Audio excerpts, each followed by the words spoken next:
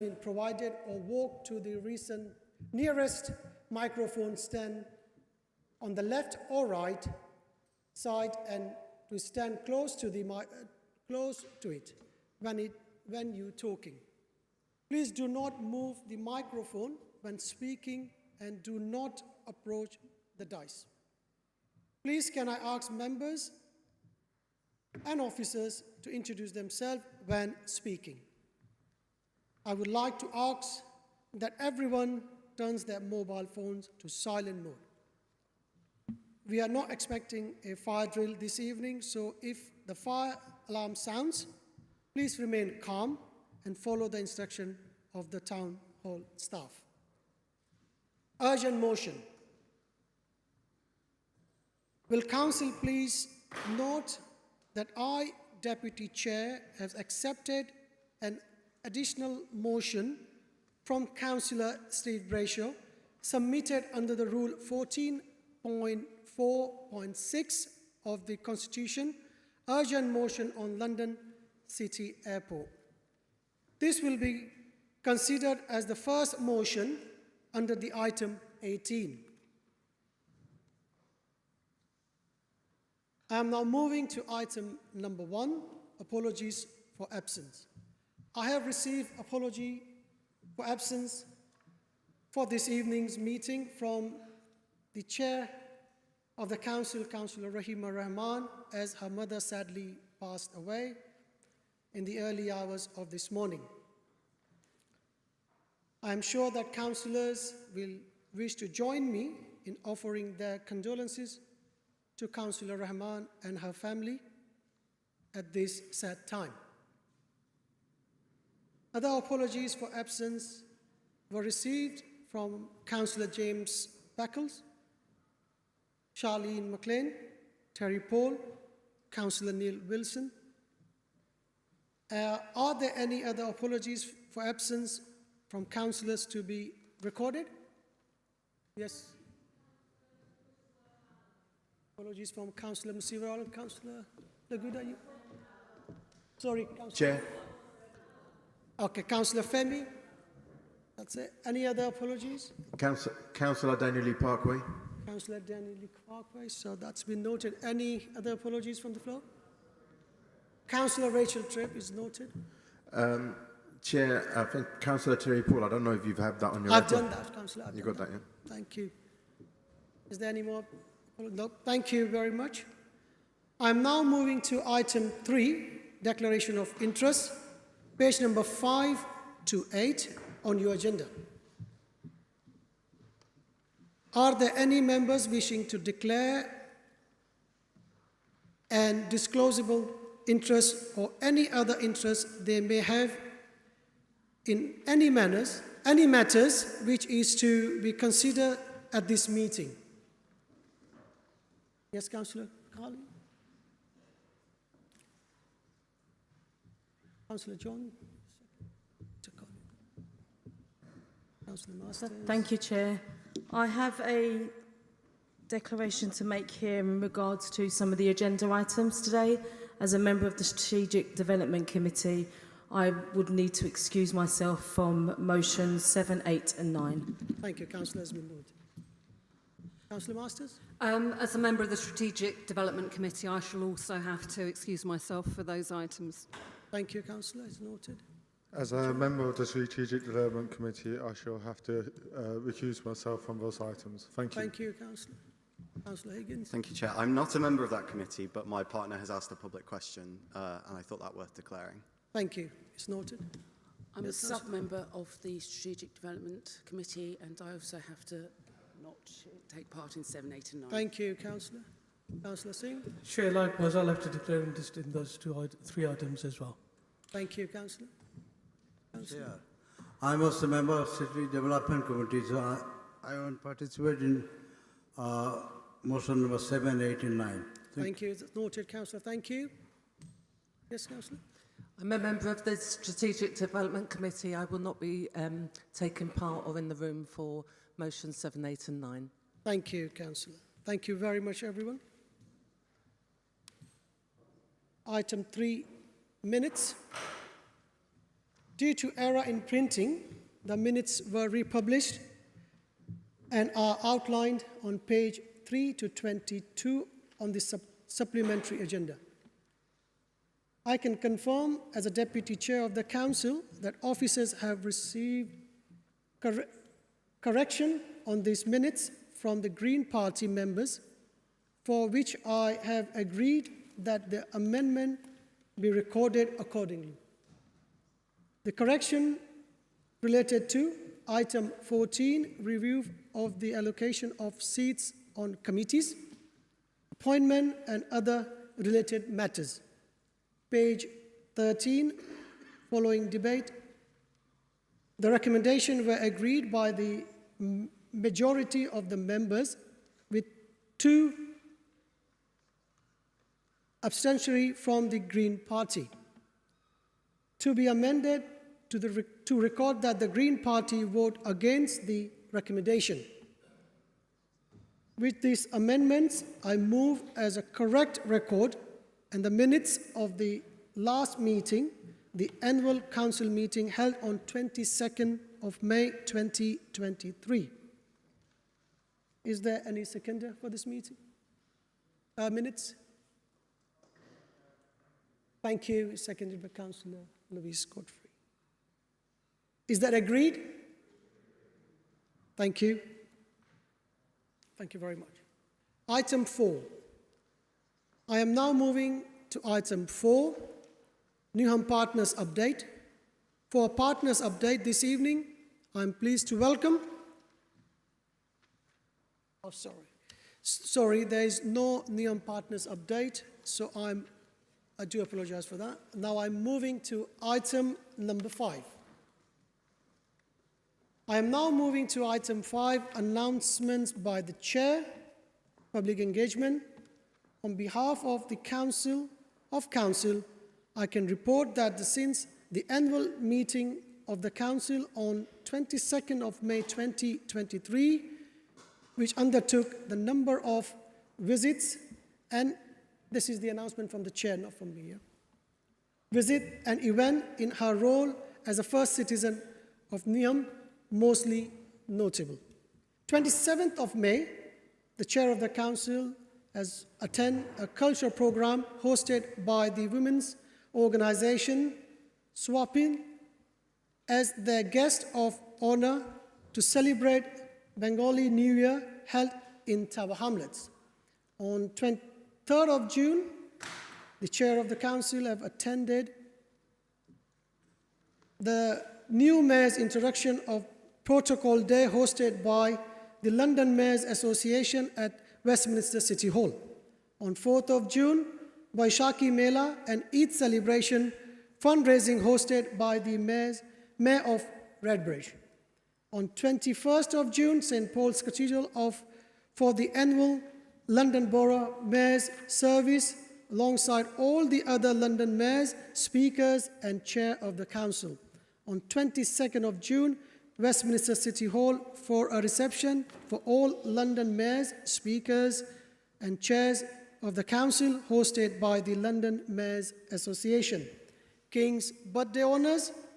The chair of the council have attended. On behalf of the council, I offer our congratulations to the staff and the local residents who were recognised in the King's birthday honour list, notably Bravely Hagen, senior Newham social worker who has worked in children's social care for almost 40 years, awarded an OBE for her service to the public sector. Caroline Ray, Library and Community Assets Service for 7 years, awarded an MBE.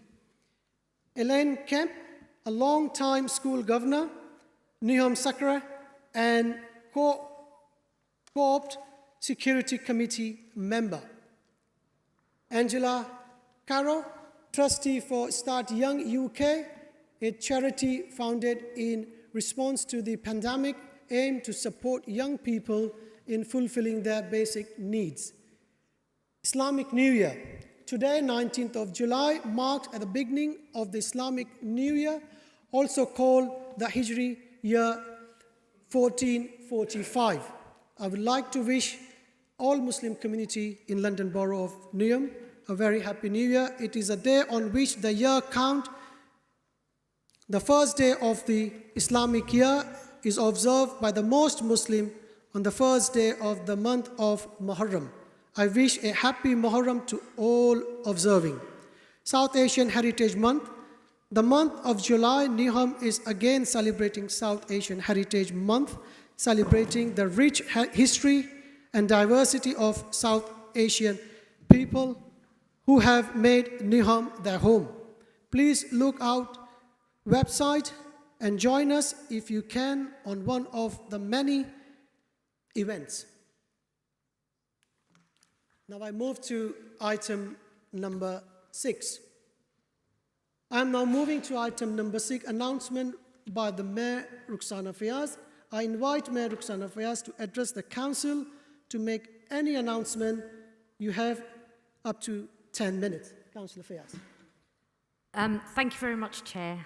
And similarly, I just wanted to convey Muharram Mubarak to all members of Council that are marking this very important holy month, or period, should I say, and also to all those residents in Newham who are similarly marking this important religious period. And absolutely concur with the Chair of Council this evening that if all of you can spend even one moment at one of the amazing events that will be taking place as part of South Asian Heritage Month, you will really be enriched and enlightened. I'm going to formally begin with extending my heartfelt condolences to one of our most valued colleagues. This evening we have Councillor Salim Patel, who's stepping in his role as Deputy Chair of Full Council, because Councillor Rahima Rahman, our Chair of Council, is presently in mourning.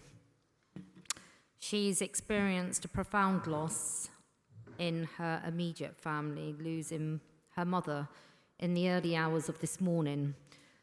Her mother passed away, elderly, in Bangladesh, and I received a call at 8 o'clock this morning to the heart-wrenching tears of Rahima suffering the loss of her mother. Compounding her pain was the fact that not too long ago we were comforting her because she had also lost her beloved father. In moments like these, we remind ourselves of the immense role families and parents play in shaping our lives and guiding us along this journey called life. Our parents are the pillars of strength.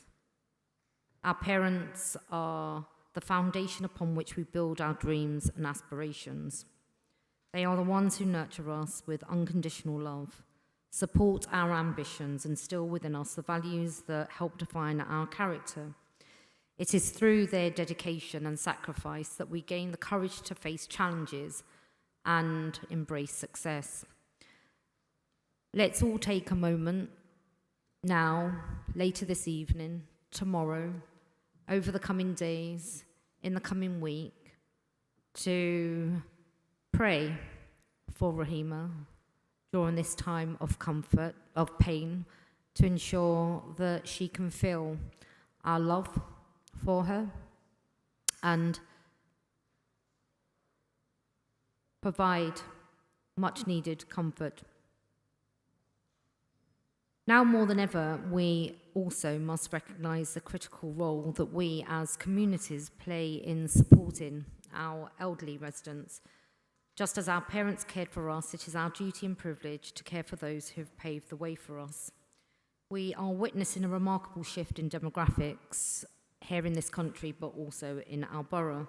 Our population is ageing, and with that comes responsibility to ensure that our elderly citizens are valued, cherished and supported in leading healthy, happy and fulfilling lives. Our elderly residents have contributed immeasurably to our community. They have built the foundations upon which our borough stands today. And now it is our duty to ensure that they lead their golden years in dignity, comfort and good health.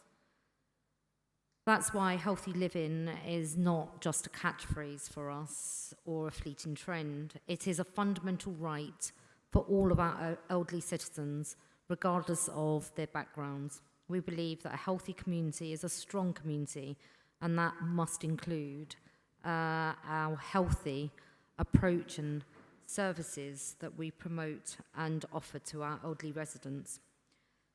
For instance, firstly, we're addressing the issue of healthcare access to ensure our residents have fair access to the services they need. We are committed to continuing to work closely with healthcare providers to ensure the community that we serve, our elderly residents, are able to access convenient facilities tailored to their unique needs, regardless of where their cultural backgrounds. We will also strive to eliminate barriers to healthcare, including tackling inequalities and making sure that transportation, affordability and quality are never obstacles in receiving the care they deserve. Physical activity is another essential aspect of healthy living for our elderly community. We are investing in community centres, parks and recreation facilities, ensuring that they are equipped with senior-friendly amenities and activities. From gentle exercise classes to walking clubs, we want our elderly residents to have a wide range of opportunities to stay active and maintain their mobility, but also to feel connected. But health is not just about physical. It also encompasses mental and emotional well-being. Social isolation is a significant concern for us here in the borough as elsewhere, and we are committed to tackling the issue head-on. We are expanding our social programmes and initiatives, encouraging intergenerational activities that bring elderly residents together with younger members of our community. The wisdom and experiences of our seniors are invaluable, and fostering these connections will benefit all. In addition, we're advocating for lifelong learning opportunities, ensuring that our elderly residents have access to educational programmes that stimulate their minds and encourage continued personal growth. Whether it's learning a new skill or participating in cultural activities, we believe in nurturing a sense of purpose and fulfilment throughout all stages of life. As we work towards a healthier Newham for our elderly residents, we must also acknowledge the vital role that families and caregivers play. So no doubt all of you will join me in applauding and recognising the efforts of those who care for our seniors, providing them with the necessary resources and respite to continue their essential work. But all of this, and achieving all of this, requires collective effort. And that's why we will continue to call on all of our communities, local businesses, not-for-profit organisations and the voluntary community and faith sectors to join hands with us in this endeavour to ensure that our elderly residents have the opportunity to stay connected and to live and age well. Let us remember also that the measure of a society's greatness is how it cares for its most vulnerable members, and let us begin to be a beacon of compassion, respect and inclusivity for our elderly residents. Colleagues, as Mayor, I firmly believe that democracy is the cornerstone of our society. It empowers us to make choices, elect representatives and collectively shape the path our community takes. The dedication and participation of our citizens in the democratic process are essential to ensuring a flourishing and inclusive future for our borough and a flourishing democracy.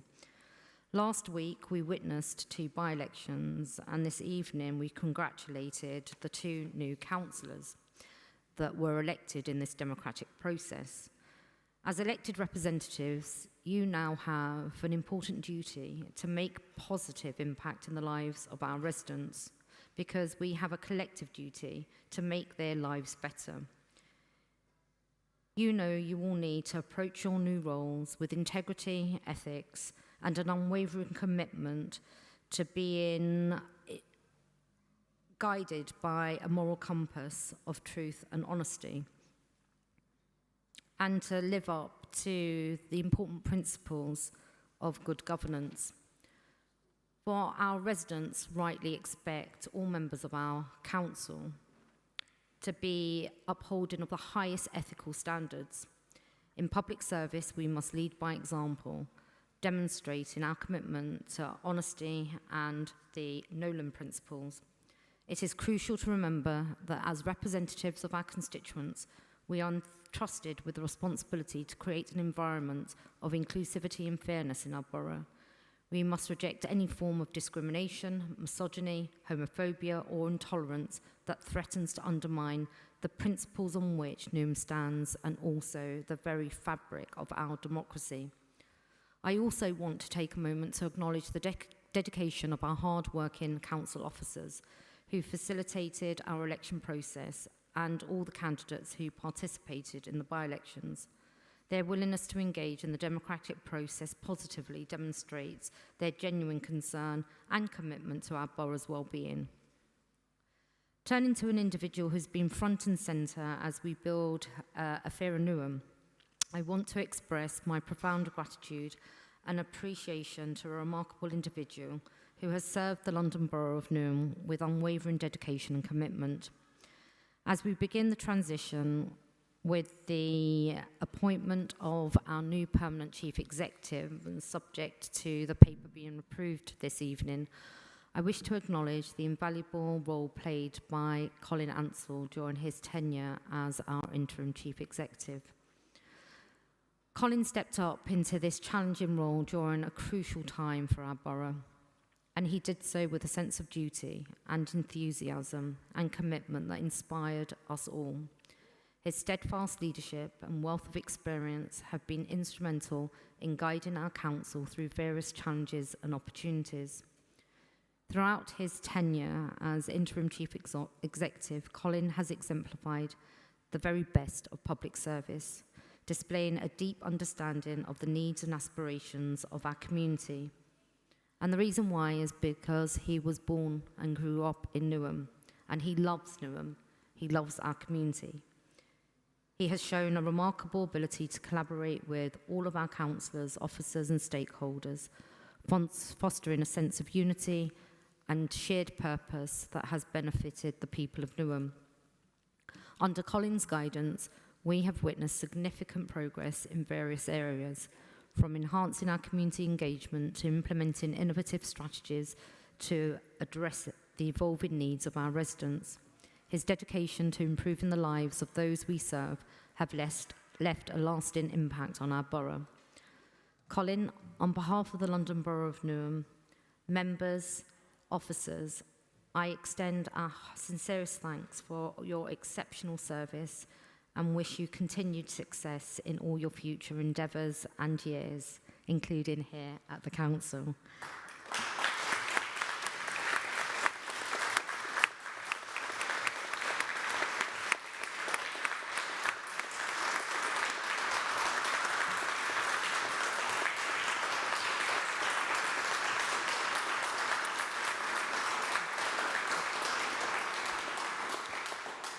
Your contributions will forever be etched in the fabric of our community, and your dedication will continue to inspire us as we move forward. And on a personal note, I will forever be indebted to you for your wisdom, for your grace, for your strength, for your compassion, for your insight, and for your remarkable resilience. So thank you, Colin. At the heart of public service lies the essence of ethics, the moral compass that guides us in all of our endeavours. I've spoken earlier. Ethics is not just a mere set of rules to follow. It is the very fabric of our character, the embodiment of our conscience, and the reflection of our deepest convictions. As elected representatives, we bear the immense responsibility of shaping the lives of our constituents. This responsibility requires us to be guided by unwavering integrity, empathy, compassion. In our journey towards a fairer and more inclusive Newham, it is essential that we remain steadfast in our Labour values. These values are more just slogans or rhetoric. They are an embodiment of our vision for a society where everyone has the opportunity to flourish and fulfil their potential. And that is why I am proud to be a Labour Mayor. I carry with me the collective hopes and aspirations of our residents. The trust that they have placed in me, and also in all of you, is a sacred bond. One that I personally hold dear in every decision I make. For Newham to thrive, we must uphold the principles of transparency, accountability, good governance, as well as personal humility in every action we take. We must never forget that we are here to serve our people, to listen and to learn from the diverse voices of our community. Our borough is a tapestry of amazing cultures, experiences and dreams that come together to create something truly extraordinary, which is Newham the Place. In our pursuit of a fairer Newham, we must also acknowledge the power of education and empowerment. By providing our residents with access to quality education and training, we unlock the potential and pave the way for brighter futures.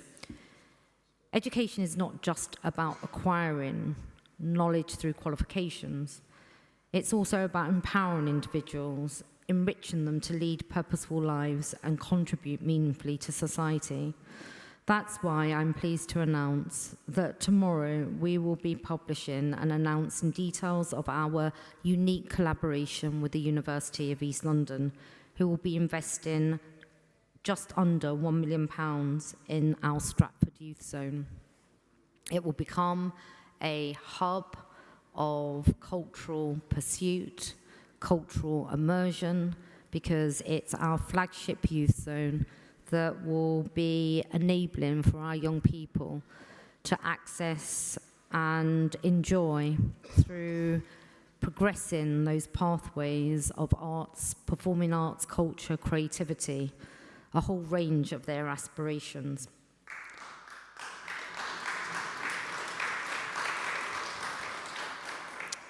So, colleagues, as we move forward, let us be guided by the conviction that we can overcome any obstacles. We have the power to turn challenges into opportunities and adversity into resilience. Together we can build a Newham where hope is not just a feeling, a fleeting dream, but a tangible reality for all. In conclusion, let us never lose sight of the profound impact our actions have on the lives of our residents. Let us always remember the responsibility we bear as public servants to act with integrity, empathy, compassion, truth, honesty. I know that the party that I represent, our values are not just political slogans. They are the embodiment of our commitment to a fairer, more just, and more inclusive Newham. Thank you. Thank you, Madam Mayor. Item 7, I move to item 7, Newham Council Monitoring Officer, ongoing arrangements. This report is outlined on page 19 of the published agenda. I now ask Mayor Fayaz to move this report. Mayor Fayaz, you have 5 minutes. Thank you. Thank you very much, Chair.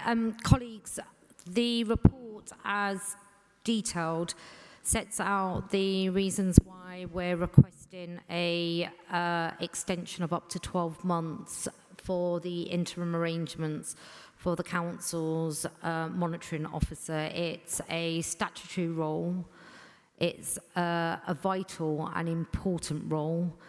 It sits there above 2 other crucial roles, one being the head of paid service and one being the Section 151 officer role, and the third being the monitoring officer. We will be embarking on a recruitment process, but in light of the important matters and agenda that we are pursuing here in Newham, we are required to have a statutory monitoring officer function in place. And I simply want to invite members to take note of the report and to approve the recommendations. And with that, I Thank stand. you, Madam Mayor. Thank you. Thank you. Do I have a seconder, please? Thank you. We got seconded by Councillor Ali. and Councillor James Assa. We now move to the debate. Does any member wish to speak? Councillor Keeling, want to speak? No? Thank you very much. Any other member wish to speak? No. If I ask, you have right to reply, should you? So there's no speaker, so there's no right to reply. Can we move to the recommendation outlined on page 29? All those in favour, please raise your hand.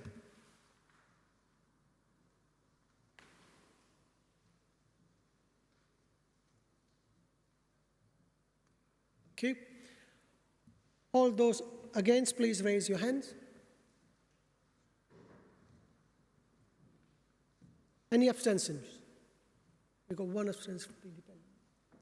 Thank you. The report has been approved. Thank you very much. We can ask the monitoring officer to rejoin. We just wait till the monitoring officer commences his seat.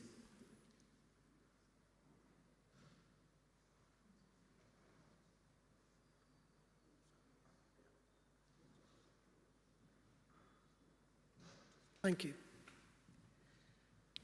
Now I move to item 8, appointment of Chief Executive. Please note a supplementary paper has been published online on page 23 on the supplementary agenda and distributed to the members of the Council, which contain the report of this item. I now ask Mayor Fayaz to move this report. Mayor Fayaz, you have 5 minutes, please. Thank you. Thank you very much, Chair. Colleagues, I'm not going to go through this in much detail. The report is self-explanatory. It sets out the context and the process that we followed with regards to the Chief Officer Committee recruitment process. As mentioned with regards to the previous agenda item, as a legal requirement, every single authority at whatever level or scale requires a head of paid service, and we've gone through that process. It's been a long one because the situation in the sector is quite challenged, but there are a bunch of remarkable people who have served really well in their current roles that are stepping forward, and we, as a Chief Officer Appointments Committee, made a determination based on the recruitment campaign that was launched last year. It's appended for people to know and in the interests of transparency, and it concludes a really important process. The Council in recent years has gone through some of the most tumultuous periods of challenge. We had a situation as part of an inheritance of a part-time chief executive working 3 days a week. We had to bring in an interim.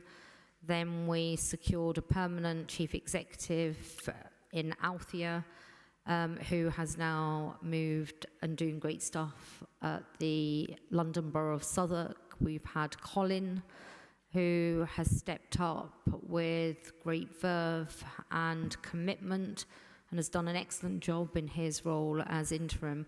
And we will be welcoming Abby to her role as the permanent chief executive in the autumn. So I just really wanted to commend this report and trust that all colleagues in this room recognise the importance of having a head of paid service. Thank you. Thank you, Madam Mayor. Do I have a seconder, please? Councillor Ali and Councillor James Assa. We now move to the debate. Does any member wish to speak? Councillor Keeling want to speak? Any other members? Councillor, you've got 3 minutes.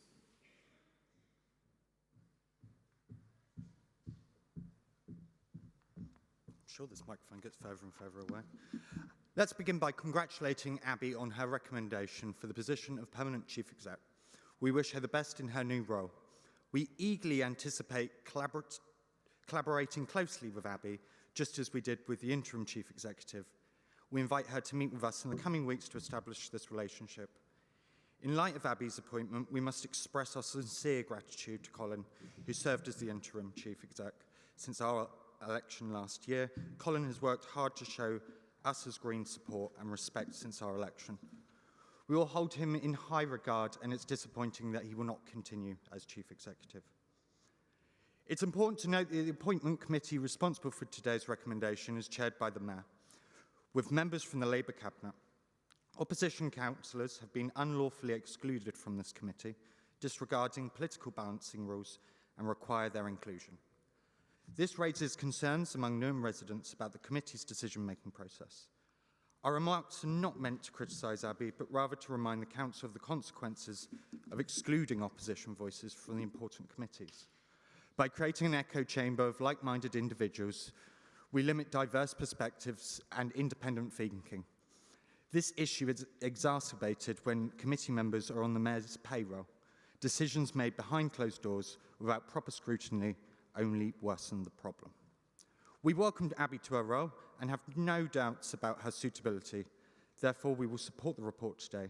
However, it's long overdue for Newham to embrace more transparent decision-making processes. We would like to discuss with Abby how we can work together to achieve this goal. Thank you, Councillor.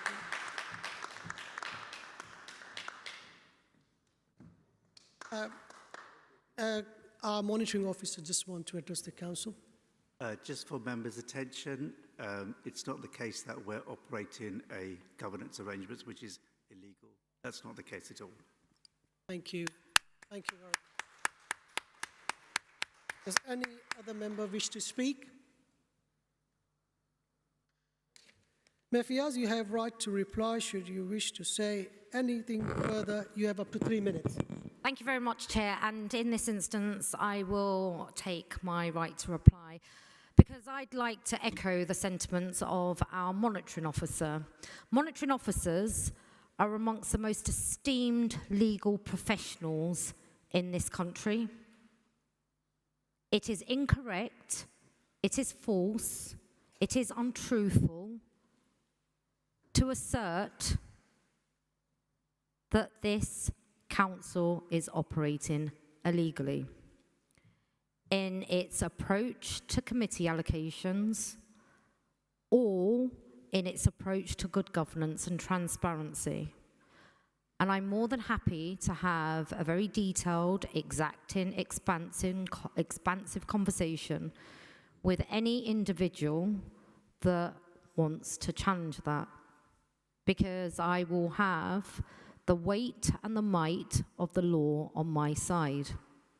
I think it's not right when I have emphasised the importance of moral compass in politics, of truth, of ethics, to be voices of amplifying misinformation. I welcome the sentiments about welcoming Abby into this council when she starts, which will be the autumn. And no doubt she will make a determination, because she is an individual in her own right, a professional, as to the system that she wishes to establish in her engagement with all the recognised political groups at the council. I'll conclude by saying this, colleagues. In 5 short years, we uniquely have appointed 2 female chief executives of the 9th largest local authority in this country, and both are women of colour. So let me draw attention to that being real progress. Thank you. Thank you, Madam Mayor. Can we move to the recommendations? All those in favour, please raise your hands.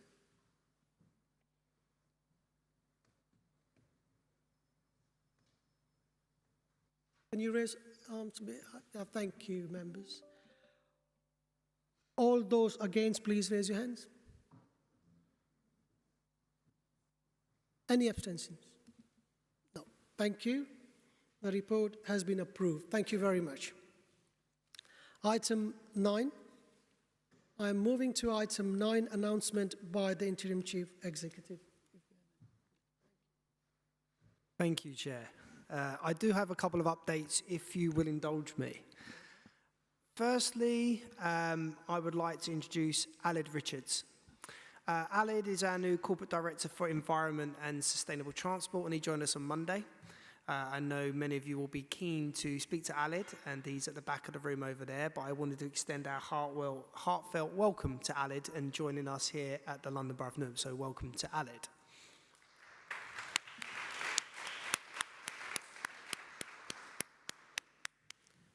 Secondly, following the announcement of the approval of the new Chief Executive, I would like to wish Abby all the very best in the role and extend my congratulations.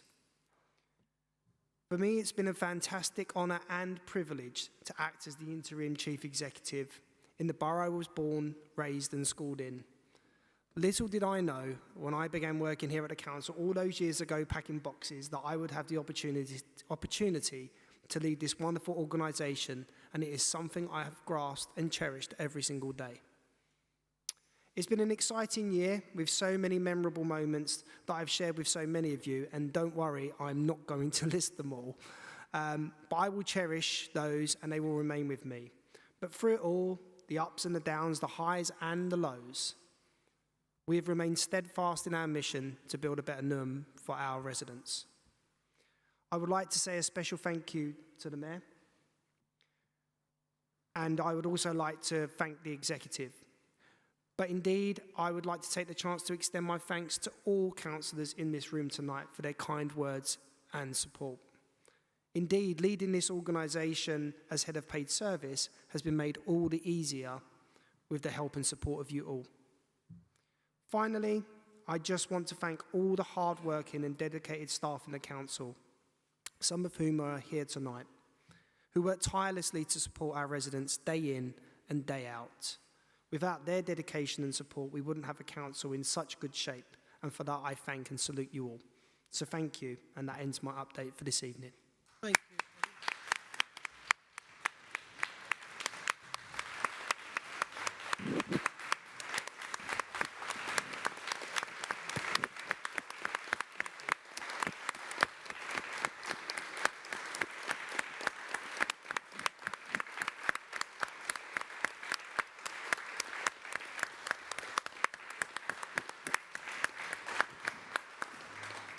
Thank you, members. On behalf of myself, Madam Mayor, and all the members of this council, Colin, we would like to say a big thank you. Thank you very much. Now we move to item 10, update from cabinet members, deputy cabinet members, or commissioners. Any member of the cabinet, deputy cabinet members, or commissioner who wish to update council will be allowed to speak. There shall be no debate or question allowed.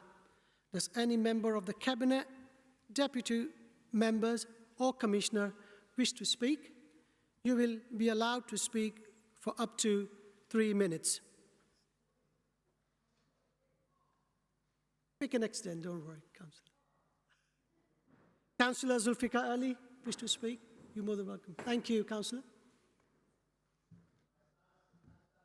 No, Chair. No, don't worry. Councillor Ali will give you 5 minutes. Thank you, Chair, for giving me this opportunity to say a few words about my portfolio, finance and resources. And you all know that financial management is one of the biggest things that we have to worry about across the council. And there is a cabinet report going tomorrow to the cabinet, and there will be an update with regard to the outturn of last financial year and the in-year pressures, and also some foresight into the medium-term financial strategy over the next few years. I'm pleased to say, Chair, that the overspend for the last financial year is much lower than what we predicted at the period 9. We said 5.2 million, and actual overturn now is 2.7, which is far lesser than we anticipated. And it is not an overspend that we incurred simply because we've not been delivering value for money. You know, we have been extremely cautious and prudent in terms of how we manage our resources. And had we not had to incur the additional temporary accommodation cost as a result of the government's failure, we would have been actually underspending by £5 million. This is what the real financial management and control that we have exerted during the last year. And I think our track record is exemplary in that regard. Had we not paid $5 million extra, that we had to because of temporary accommodation cost, we would have underspent, and that money would have been reinvested back into the services that people of this borough deserve. And the reason we had to incur is because the government has failed to deliver its promises. There's a failure of national policy in terms of homelessness. The government has failed to fund us adequately. We are outer London borough with inner London problems, aging population. Look at the cost of living impact, the inflationary impact. The Prime Minister said the inflation is going to go down later on this year. It hasn't. All the forecasts have been proven wrong. So we are having to fund resources within our budget to make sure that our residents continue to benefit from the services what we deliver. And in terms of in-year, Chair, I'm sure most of colleagues have had the opportunity to look at the report. We are forecasting an overspend of 8.2 million, but that is at this stage early in the year. Like, similarly last year we had, another forecast which went down. But it does demonstrate that we have good financial management, good financial controls, and I'm grateful to the Mayor, to the Cabinet, and our corporate management team, and indeed all our staff who ensure that every penny that we spend is delivering value for money and is helping us to build a fairer Newham for all, and that is in addition to the transformation agenda and program that we have embarked upon. We are committed to deliver that. We will deliver that despite the difficult challenges that we're facing financially and otherwise. We're looking at all aspects and everything that we could do to reduce the temporary accommodation costs. It is a national crisis, and frankly, this government should recognize that. And if they don't, I hope sooner they go, better it would be, frankly. But this is an issue that we are not facing us alone. Another council in London has actually forecasted already 20 million overspent in temporary accommodation costs. It is a big challenge. We are looking at all possible avenues that we can to make sure that we reduce those financial pressures on us. But I think I would like to take this opportunity to thank my colleagues, the Mayor, the Cabinet, indeed, and the deputies and executives, and indeed the corporate management team, and the entire staff across the council for their greater vigilance in terms of using public resources for the benefit of our residents. We are here to serve the people of Newham, and will continue to do so, and will continue to transform and deliver services that our residents need and deserve the most. Thank you, Chair. Thank you very much, Councillor Zulfikar. Thank you very much.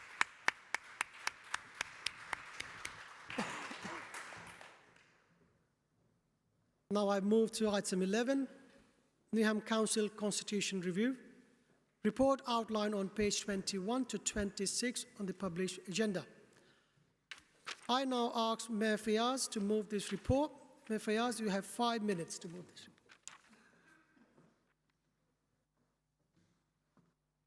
report. Thank you very much, Chair. Colleagues, at the annual council meeting on the 25th of May, I announced that there would be a comprehensive review of the council's constitution to ensure that it's updated and fit for purpose for a modern local authority in this 21st century.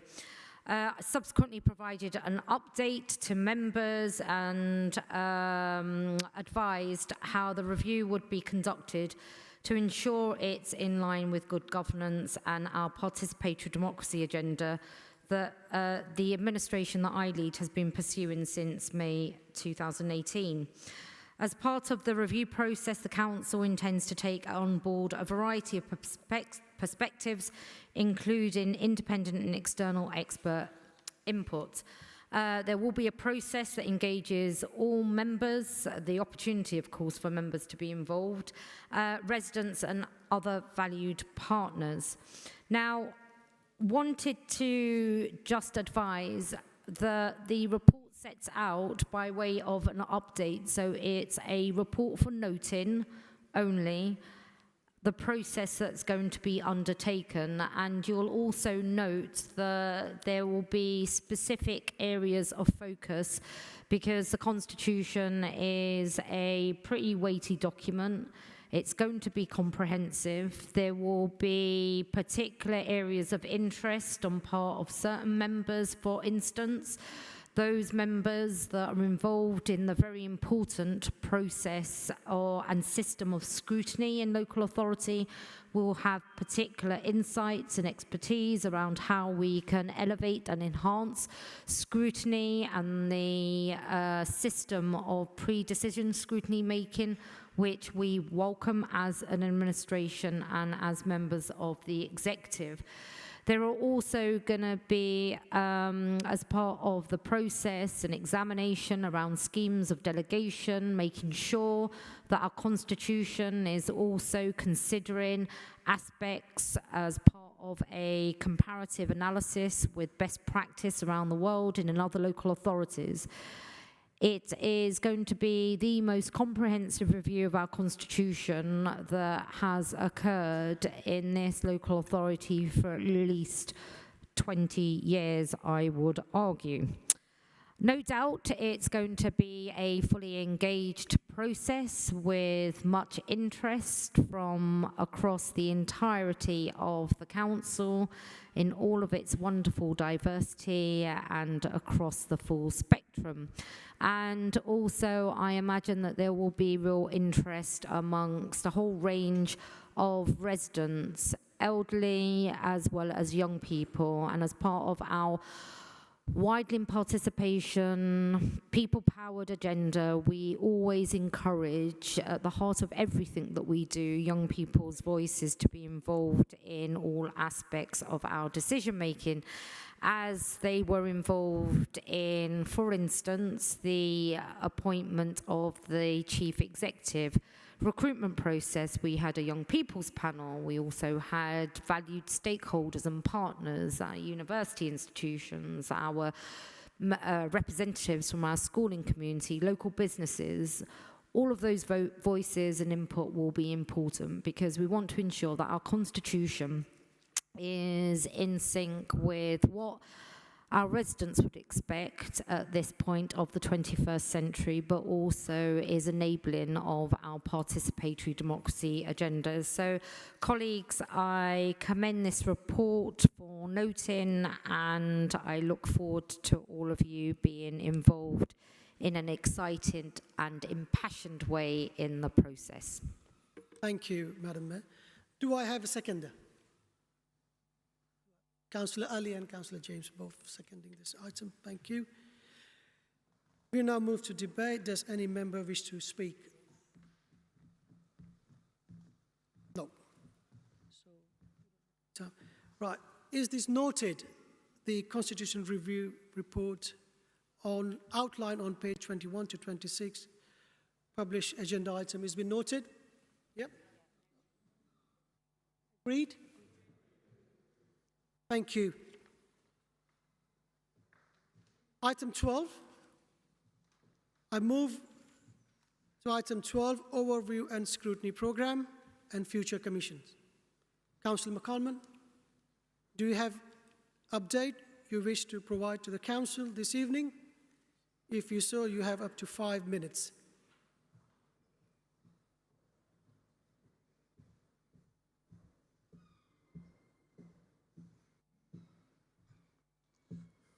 Thank you, Chair.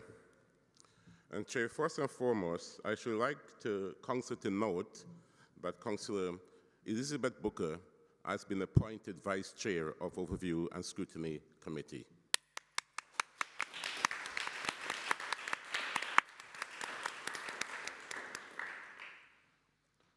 Since the AGM, Overview and Scrutiny Committee has formally met once. However, Overview and Scrutiny Committee and the commissions have met informally no less than 10 times to plan our work program. I should, at this point, like to thank the executive councillors and officers alike for the collaboration in putting together our work program. Thank you. Overview and Scrutiny Committee will be meeting tomorrow evening. And during our meeting tomorrow, we'll be formally ratifying the various work program.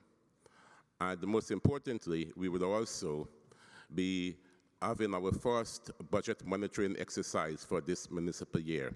And as Councillor Zolfi has been mentioning, There is lots of interesting aspect of the budget, and overview we'll be having is first go at that tomorrow. We, on the Overview and Scrutiny Committee, do honestly welcome the opportunity that we have had to participate in the constitutional review, and we do honestly hope that our input will be taken on board. At this point, Chair, there is an expression of interest for members to sit on the Budget Commission. There is a distinct lack of female colleagues who would express an interest to sit on the Commission. At this point, we only have 2 female colleagues, and that is woefully inadequate. So can I ask my female colleagues sitting here, who is eligible to be sitting on scrutiny, to do put your name forward? And I should like to think you'll be pushing at an open door. So that is all I have for this evening, Chair. Thank you. Thank you, Councillor Mukawan. Members, in total, we have 5 minutes for answering any question. Any question? No. Thank you. Thank you. Thank you very much, Councillor Mukawan.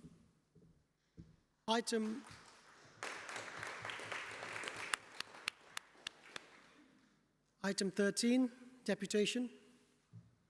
I'm now moving item 13, deputation. I can confirm the chamber that there have been no requests made to the Chief Executive of staging of a deputation under Rule 28 of Part 4.1 of the Constitution. So I will move on to next item, item 14. Item 14, petition. Are there any petition by any members? We got 1, 2, 3. Our Councillor Masters. First.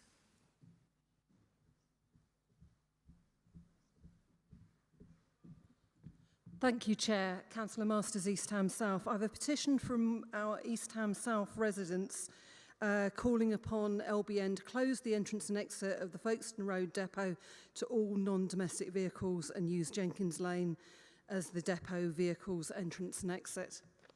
Thank you, Councillor Masters. Can somebody collect the petition? Councillor Hudson, can you please present your petition?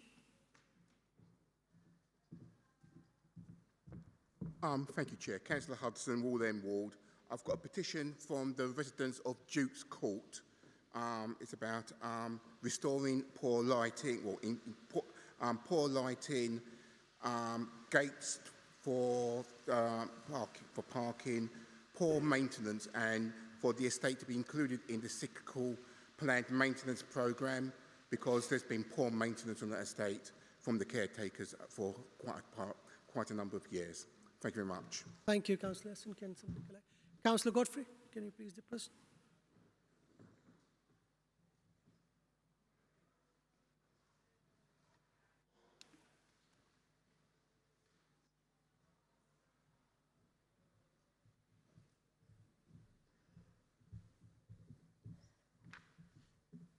Thank you very much, Chair. I'd like to formally present 2 petitions. The first is on traffic congestion in Stukely Road, and the second is on traffic management in Glen Park Road, which are both in my Green Street West ward. I say formally submit because I'd previously submitted petitions a while ago, and I've already received great engagement from officers. I'd like to take the opportunity to thank them as well. Thank you, Councillor Godfrey. Councillors, from Councillor. Thank you, Councillors. As stated in our Constitution, the petitions will be referred to the relevant corporate director for the attention and response. Thank you very much. Item 15, members' question. Item 15, 11 members' question under Rule 26 of Part 4.1 of the Constitution. I can confirm the Chamber that there have been 7 questions received and accepted by the Interim Chief Executive. These questions with the published response can be seen from pages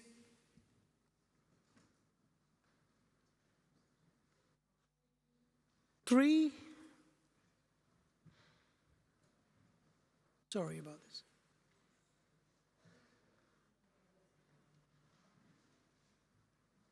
Pages 3 to 10. So pages 3 to 10. Can I remind you that in accordance with the 26.7 of the Council rules, there will be a time limit for 40 minutes on members' questions. A question each from the councillors Simon Rush, Councillor Ellen Griffiths, and Councillor Jane Lofthouse, plus 2 each from Councillors Nat Higgins and Danny Killings. To assist this to the Council in the process, we will be introducing the following procedure in accordance with the Council Constitution.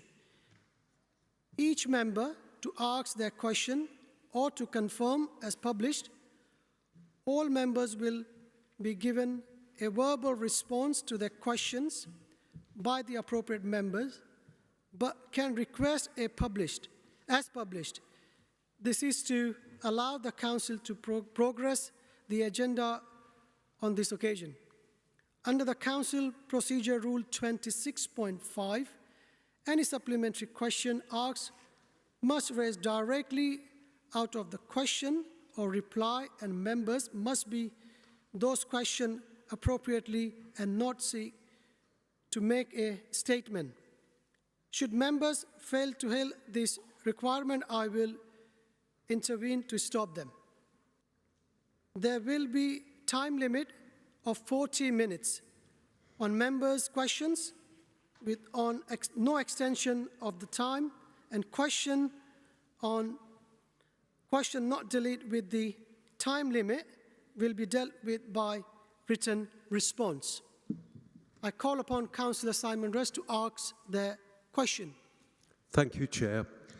There are many housing equity release schemes in the marketplace. Many fail to deliver on the promises sold to the public who go up this often dangerous route. We could deliver on this to our residents in a safe way. My question is, can we buy properties from homeowners who are looking into equity release, providing they have only no more than 20% of the homeowner's mortgage left and are aged 60 and over? Once the property owner and their immediate partner passes over, or if they leave the property to move to sheltered accommodation as a life choice, the property reverts to London Borough of Newham to add to our social housing stock. The property owner is safe in the knowledge that the terms and conditions are sound, and the equity scheme will never end up with a third party who changes the conditions through missed and often missed small print. Thank you, Chair. Thank you, Councillor. I call upon Councillor Zulfikar Ali to respond to the question or to confirm as published.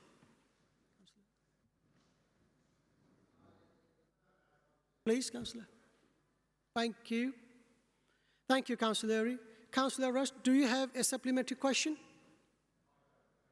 Thank you, Councillor. Question 2. I call upon Councillor Alan Griffith to ask question.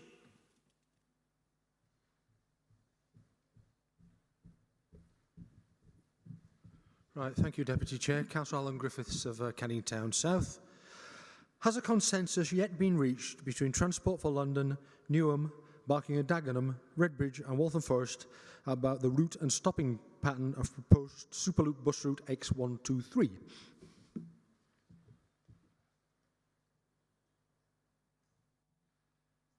Thank you. I call upon Councillor James Asa to respond to the question, or you can confirm as published.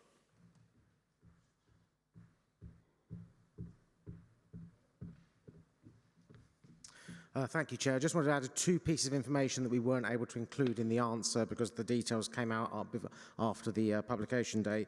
Firstly, that TfL have now done the renumbering of the routes, so the slightly oddly numbered X123 will be SL2 on their kind of loop numbering, and perhaps more importantly, we've had the confirmation that the public consultation should open this Friday for 6 weeks, and I would encourage everyone to take part in that. Thank you, Councillor Jameson. Councillor Allen, do you have a supplementary question? I do, Chair. Thank you. Thank you, Councillor James Asser, for those additional updates. Would you agree with me that it is important that this bus route connects with all radial transport routes and that allows Newham patients and their visitors to get to Whipps Cross Hospital? That being the case, is it important to Newham residents that refinements published by TfL since they first thought of it include stopping in Barking for both the District Line and the C2C line, and that it will be even more important what route this bus takes within Newham to connect with both branches of the Docklands Light Railway, with the Elizabeth Line at Custom House, and with London City Airport. Councillor Asser. Thank you, Chair. Yes, I mean, I think the simple answer is we have already had we have regular meetings with TfL, and we've had meetings with them on buses specifically. We have asked for a specific meeting to look at this route.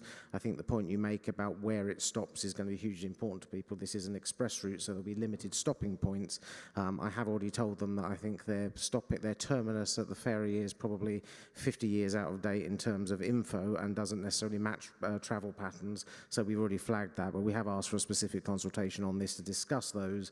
I would ask any councillors, particularly those the wards covered, to feed their ideas and their thoughts in. I will try and make sure we get those in. And again, there is a public consultation, so again, the public would be very useful in feeding that in, because it is limited stops, so that the few stops there will be are quite important. So yes, the thrust of your question I agree with.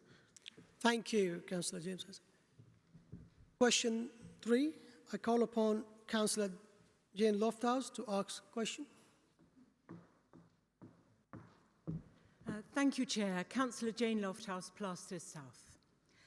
Given concerns regarding the overwhelming wastage of natural resources in our society, how are we tackling this issue in terms of our recycling policy and practice? What are our current recycling rates, and what measures are we taking to improve these rates and to recycle as many types of waste as possible? Thank you. I call upon Councillor Miraj Patel to respond to the question or to confirm as published. Councillor Miraj Patel. Thank you, Chair. I'll summarise in saying that I think a lot of people in this room know that Newham has a historical record of low recycling rates. But we're doing a lot to improve that. Within the published answer, you'll see that over the past 6 years, we've increased our recycling rate to from 14 to 25%, and we're investing over £650 a year. Sorry, £650,000 a year, more like, to offer residents a weekly recycling collection from their homes. But more importantly and pertinently, this requires behaviour change, and it's detailed in the answer. Regarding street litter, which I'd like to cover, having in-sourced the service and work to get all staff on the same terms and conditions and recruit permanent staff, we have been working on new street cleansing rounds.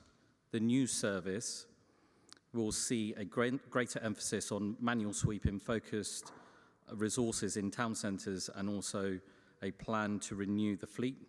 The new services plan to go live in September. Since the in-source, the independent charity Keep Britain Tidy have been monitoring our streets. At our latest independent scoring, it was identified that for Q1 of this year, our score has improved by over 60%, bringing the service back in-house. Regarding fly tipping, tackling fly tipping is a key part of our commitment to residents, with a target of reducing fly tipping by 50% over this term. As a result of the work that has been done to focus our resources in cleansing, joined up work with enforcement colleagues in community safety and resident behaviour change with our community, we have seen fly tipping reduced by 27% since 2021-2022. We continue to collect over 99% of fly tips on public land within 24 hours. We recognise that fly tipping is a key priority, and we will work hard and continuously to prioritise this work. Thank you. Thank you, Councillor Miraj Patel. Councillor Jane Lofthouse, do you have a supplementary question? Thank you, Councillor. Question 4, I call upon Councillor Higgins to ask first question.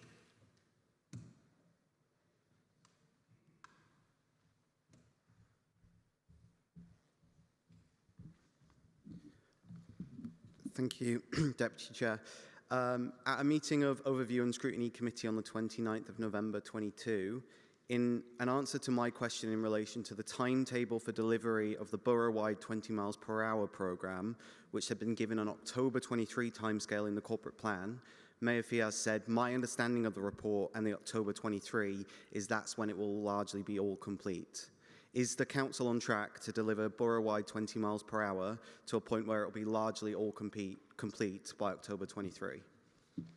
Thank you, Councillor Higgins. I call upon Councillor James Sasson.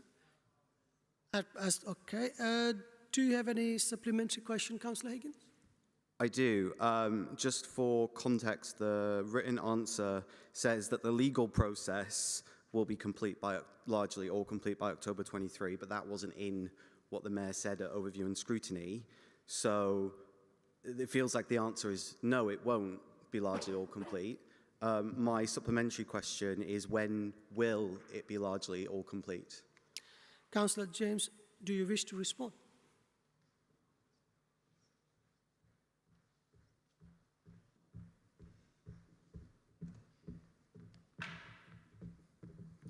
Thank you, Chair. I think Councillor Higgins and I probably agree on the end goal on this, because 20 miles an hour is a significant reduction in road traffic accidents, down from 30 to 20 as a tenfold fall in the chances of death. And it's an important part of the wider London package on Vision Zero for road safety. I'd like to say, I think, in terms of being largely complete by October, the legal process will. I think we shouldn't underestimate how complicated it is to bring traffic orders. It takes a considerable amount of time and effort and staff time to do one road. To do multiple roads is a massive task. So there is a tribute to be paid to the team who have limited resources in this area, but have put a huge amount of time in. We are looking to roll this out, and we do talk to TfL about this. We have currently about 40% coverage on 20 miles an hour. What we will now do once the traffic orders and the legal process is complete is roll that out in phases, looking to do section over year by year. There is a huge amount to do on the front end, which is changing all the signage, changing imagery on the road, all that kind of thing. That comes with resources and time that has to be changed. And my rule of thumb always is it has to be done properly so that it lasts and it works, rather than rush to meet a deadline and then fail because it hasn't been done properly. So I appreciate Councillor Higgins won't like the answer in terms of it will take longer than this year, but getting it done right so it lasts over a long period is important. So I'm happy to keep the council updated on progress on that, but we're looking to do it in phases, and officers, once they've got this process completed legally, will be able to update us on that, and I'm happy to keep people informed, probably through scrutiny, I guess. Thank you, Councillor James Sasson. Now we move to question 5. Councillor Higgins, to ask the second question, please. Thank you, Deputy Chair. To Mayor Fiaz, your Labour manifesto was very clear that you would seek to require 50% social rent on each and every housing development as part of the local plan, and this commitment was put into the council's corporate plan. Why did you propose and vote for a report to June's meeting of Cabinet, which appears to have scrapped this commitment in favour of aiming for 50% affordable homes across all projects, accepting variation? Thank you, Councillor. I call upon Mayor Fiaz. Okay, Councillor Nate Higgins, I'm going to read out my response as written because I think it's really important. As I'm sure you appreciate, issues of the crushing economic crisis, which is not only impacting households, making more and more families homeless, is also having an impact on all local authorities. And there's the complexity of what is known as cost inflation. So since May 2022, the economic environment supporting the delivery of genuinely affordable and social rent housing has changed drastically. The combination of the war in Ukraine, the disastrous Kwarteng Trust budget, interest rate rises, legally required new fire safety measures such as second staircases, alongside other inflationary factors, have significantly increased the costs of building new homes, also known as construction cost inflation. The sources of cross-subsidy for the building of genuinely affordable homes, which are GLA grant for council-led developments and sale values for private-led developments, have not kept pace with this increase in costs inflationary environment. This means that for a number of sites that we currently have identified for the purposes of our Affordable Homes for Newham programme, including those that are in part used to cross-subsidise social rent builds, the grant, rental and sales income will not be sufficient to support the build costs to achieve the 50% social rental homes across all sites presently. This is particularly the case in areas where sale values are lower or where remediation costs are extremely high to make the site safe for building homes. Conversely, the demand for housing supply is increasing, as are those presenting as homeless and where the council has a legal duty to support them. This in turn is leading to significant revenue pressures because of escalating temporary housing costs. In these circumstances, and further to the council's own in-house viability assessments, the 50% social rent homes across all sites is presently not viable and furthermore would halt the council's wider development and delivery programme. This is what the private sector has historically done, namely have stopped house building delivery on development sites, i.e. private developers do what is known as land bank sites until their financial situation improves, because what they want to be doing on the land that they are developing on is extract 20% profit. That's not what the council is doing through its endeavours, including through its wholly owned housing delivery company, Popolo Living. The council does not have sufficient resources outside of the GLA grant to make up the difference without substantially increasing its borrowing with associated revenue impacts, and that rightly would be a cause of concern for myself, my Cabinet Member for Finance and Resources, the Cabinet and the wider executive, as indeed Scrutiny. Consequently, the Cabinet paper reflects this current situation, and the corporate plan, which is an iterative document and evolving, reflects this as well. Given that Newham residents need a home now, not at some uncertain point or in future recovery, myself and Cabinet have taken the prudent and sound decision to continue prioritising homes for our residents that they can afford now and not at some unclear future point to seek 50% genuinely affordable homes, that is social rent and London living rent, across the council's portfolio of housing development sites. Please bear in mind it is a cabinet paper, it is not the local plan, and it is a current iteration of the corporate plan, which is not the same thing as the local planning authority local plan.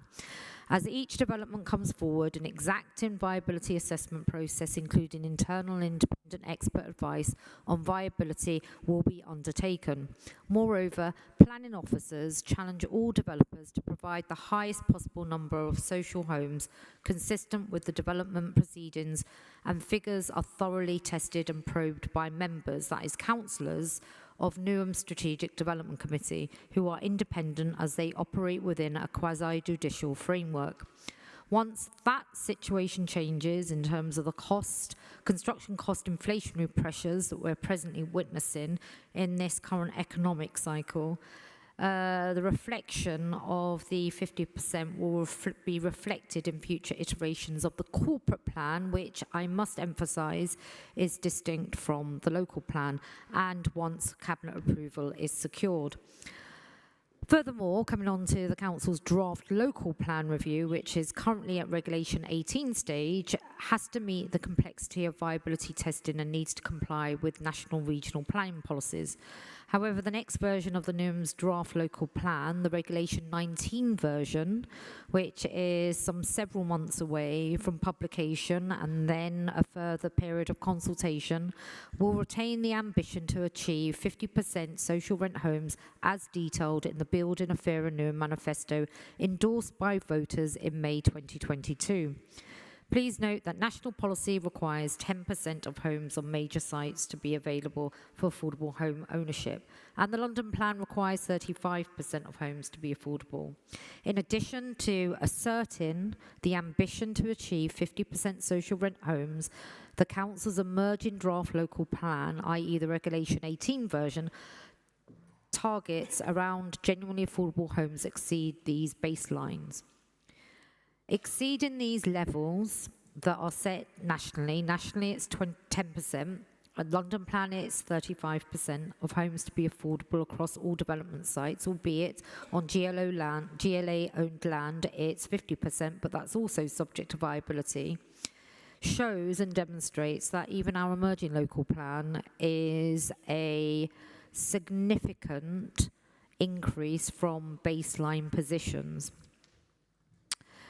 It's also important to note that we've got to ensure that our local plan is approved, because if it fails its inspectorate process, we have the prospects of the government imposing the National Planning Policy Framework, which they've recently approved through Parliament, and that will be detrimental to a place like Newham, where we are needing significant increase in supply. Thank you. Thank you, Mayor. Councillor Higgins, do you have a supplementary question?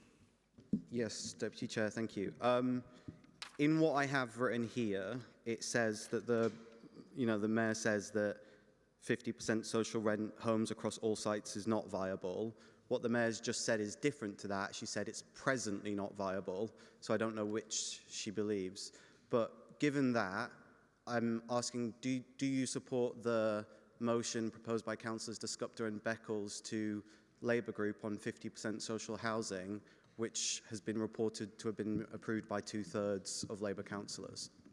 So in answer to your first question, and then I'm going to reiterate a couple of sentences because I think it's really important to emphasise, and Councillor Nate Higgins, I really appreciate your interest in this subject matter. I really appreciate that you've appropriated a motion that's been drafted by my valued colleagues, Councillor Sasha De Scoepter and Councillor James Beckles. This response is my response, and that's a response that you should be accepting. And I always value and welcome the engagement on these really important matters by all of my fellow Labour councillors, because we remain committed, as I've stated in my presentation in response to your question, that we will retain our ambition to 50% social rent homes, because the people of Newham need it, this country needs it, and we know that we're in the midst of a crushing housing crisis. Thank you, Mayor, and thank you, Councillor Higgins. Question 6. I call upon Councillor Danny Killing to ask first question.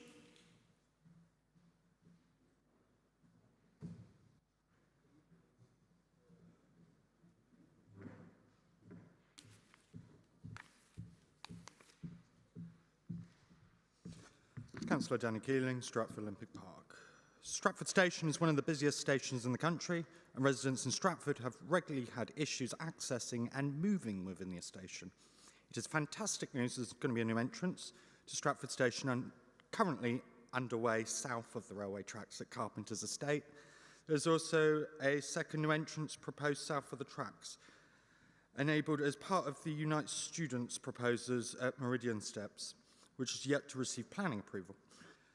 These join the 2 existing entrances south of the tracks, creating a total of 4. There is currently just 1 entrance to Stratford Station north of the tracks. When will there be a new entrance to Stratford Station on the north side of the tracks? Councillor Mayor Fiaz to respond. Chair, can I just table the response as published? Thank you, Mayor. Thank you, Mayor. Councillor Killing, do you have a supplementary question? I do. With the current overcrowding at Stratford Station, does the Mayor believe that it's becoming dangerous?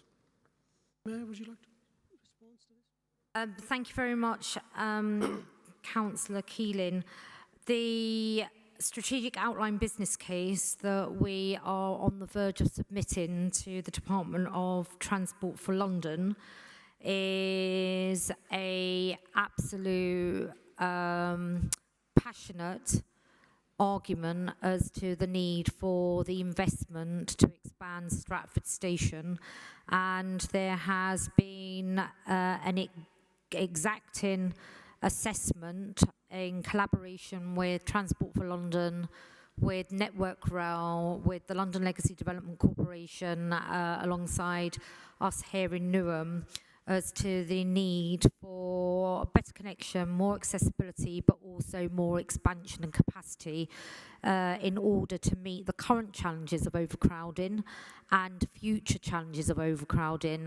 And I welcome all councillors, both ward councillors in Stratford, ward councillors in Stratford Olympic Park, and actually indeed the whole councillor membership to be rallying behind myself, the Chief Executive, Newham Council officers in our campaign to demand investment in the expansion of Stratford Station.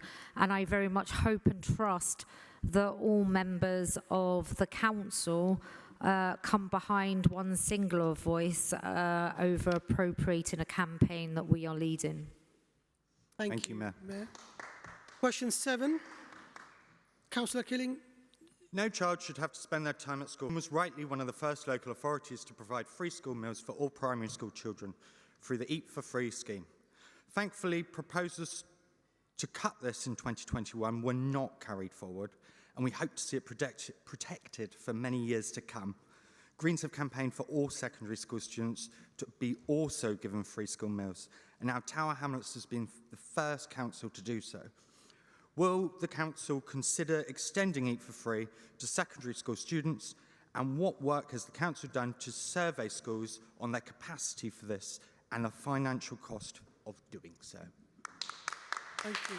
I call upon Councillor Joshua Graffel to respond to the question or confirm as published.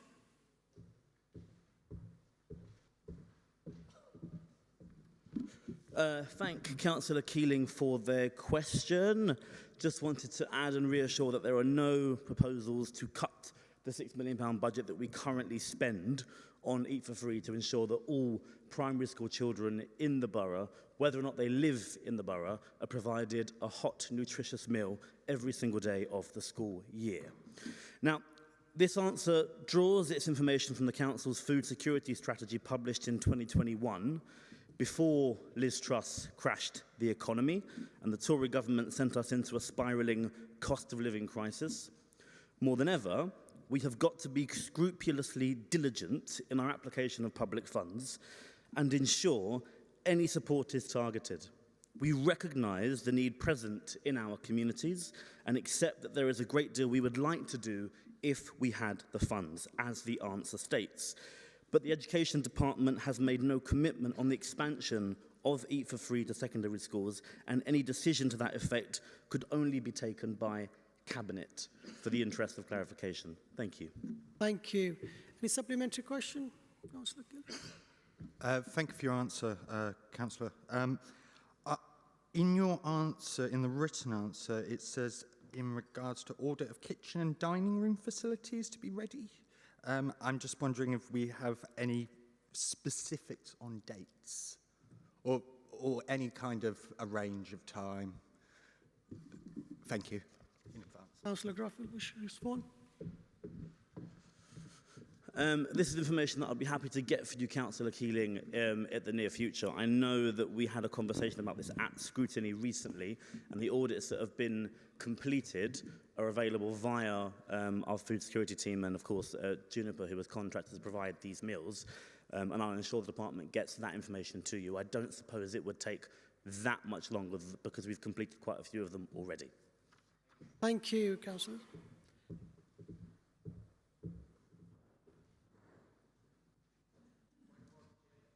Sorry, 1 second. The interim monitoring officer would like to speak. Yes, thank you, Chair.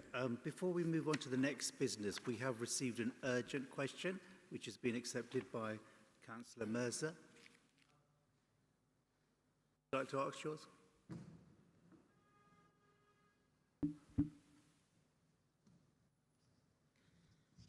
Thank you very much. Mahmood Mirza from Bolin Ward.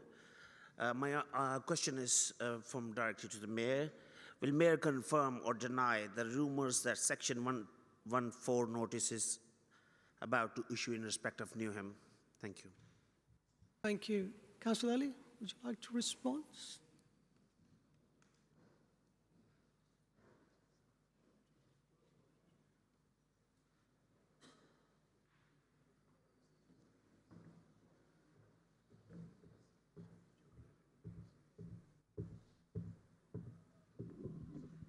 Thank you, Chair, and can I first of all welcome the new councillor and his due diligence in that regard. But as you know from my speech earlier, we have very good financial controls and we are in good hands. And certainly the answer to the question that he has raised, I don't know where it came from the rumours, etc. But I hope that people have better things to do than saying rumours in that sense. But the answer is categorically no, no, no. I have not received any such advice to that effect. Thank you. Thank you, Councillor.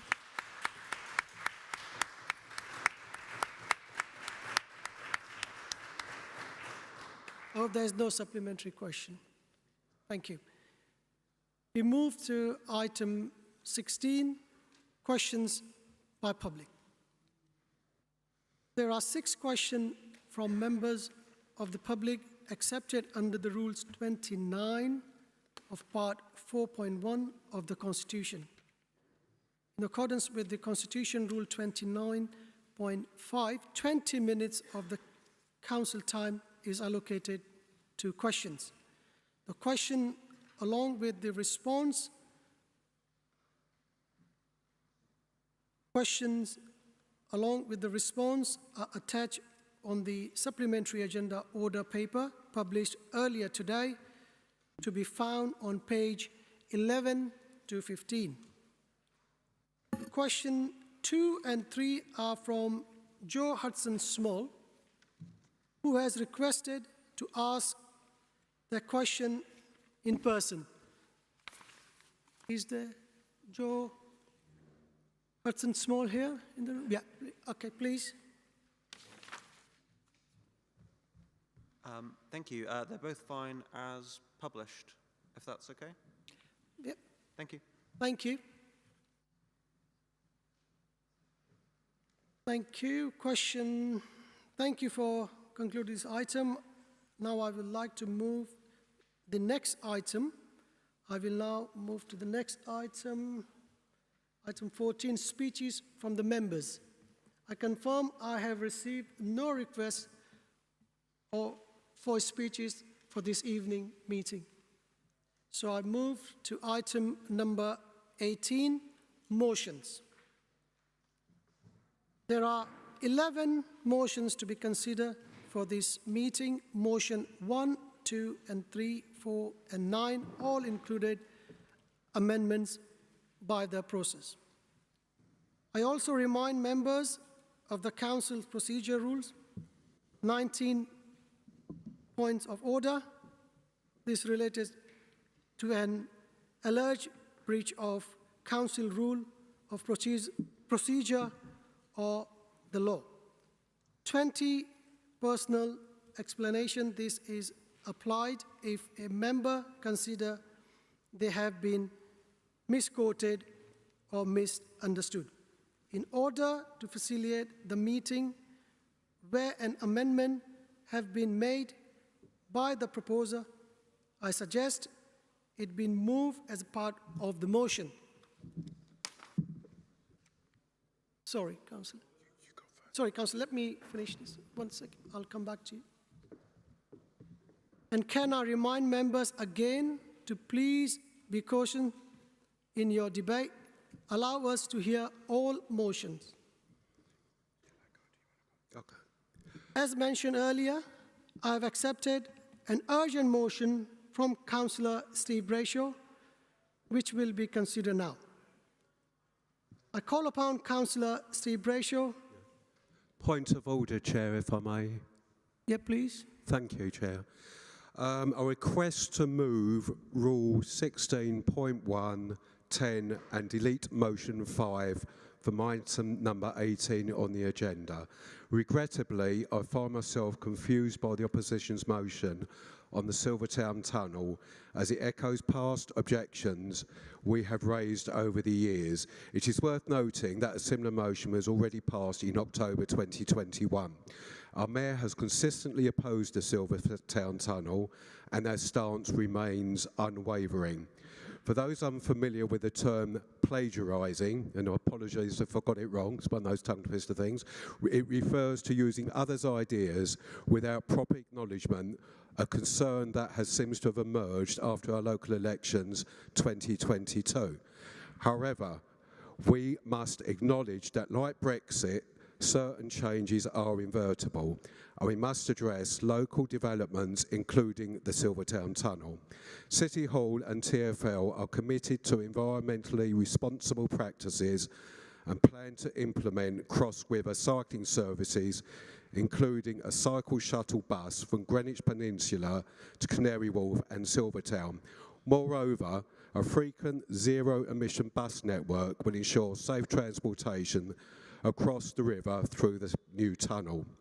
The Silvertown Tunnel aims to resolve long-standing transportation issues forced by Londoners at the Blackwall Tunnel while enhancing public transport services. To facilitate safe and accessible passage, TfL has initiated an 8-week consultation to seek input on their proposed plans. Instead of futile opposition, let us focus on maximising the Silvertown Tunnel's environmental benefits. I urge everyone to participate in the consultation running till September the 10th this year and work towards an eco-friendly and inclusive solution. In light of this, I propose under Rule 16.1.10 the removal of this item from the Council agenda to avoid wasting valuable resources and time. Thank you, Chair. Thank you, sir. May I ask Monitoring Officer to respond? Chair, before we move forward, can I ask for a seconder for that motion?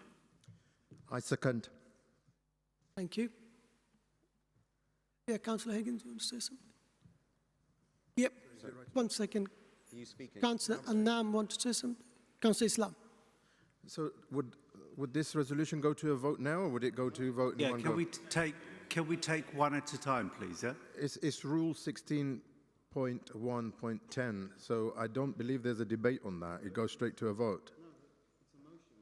Well, it's a motion, so Councillor ought to be able to respond to that. So that is a motion rather than moving Rule 16.1.10. I think it's only fair that the Council... We never had that before. Well, absolutely, but it's only fair that the Council has put forward a motion. If there is a motion now to delete that motion, it's only right that that Council has a chance to respond. Can you cite the rules that allows that to happen? No rule in it, but that's as part of fairness. Can we let Councillor... Is that a ruling from the Chair?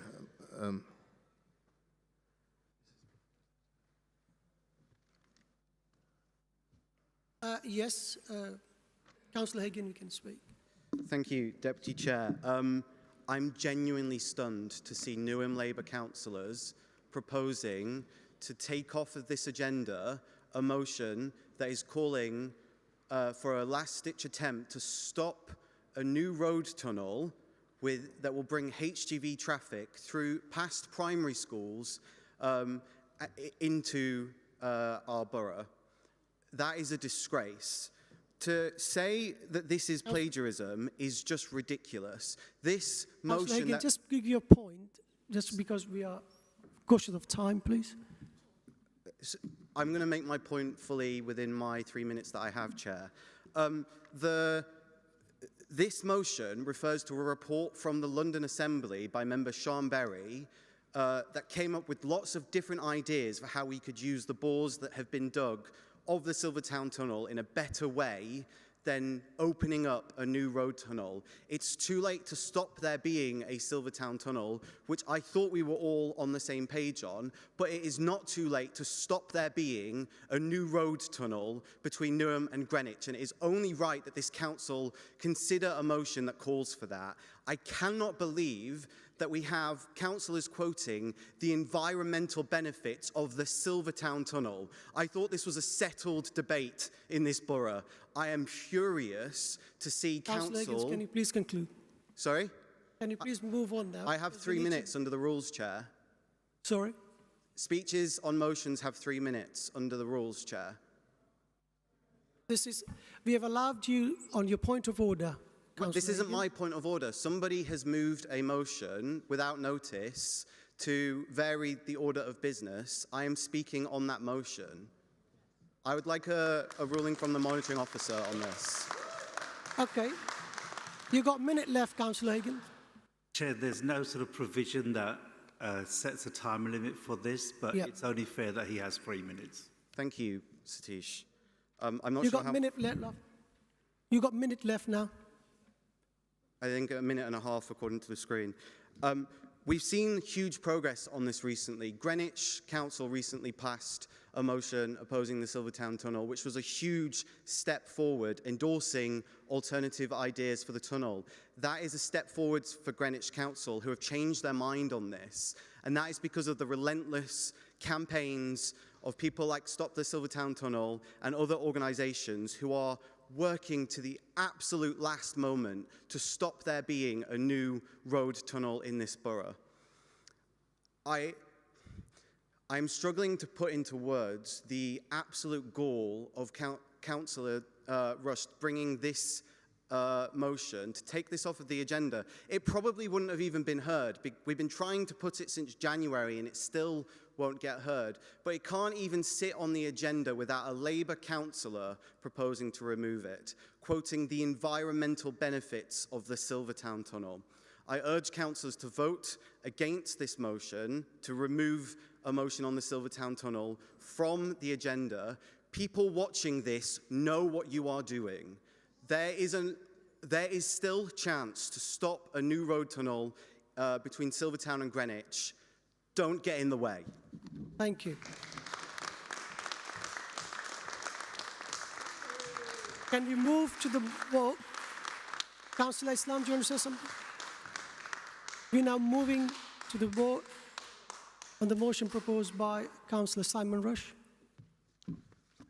Point of order, Chair. If we are allowing a debate, then I think we should have a full debate on this subject now. No, Councillor, we have to move. Past precedents set in this chamber. We've got emergency motion is going to be proposed by Councillor Steve Brayshaw.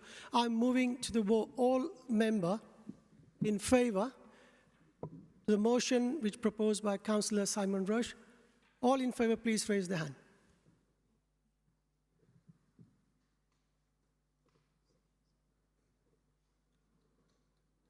Thank you.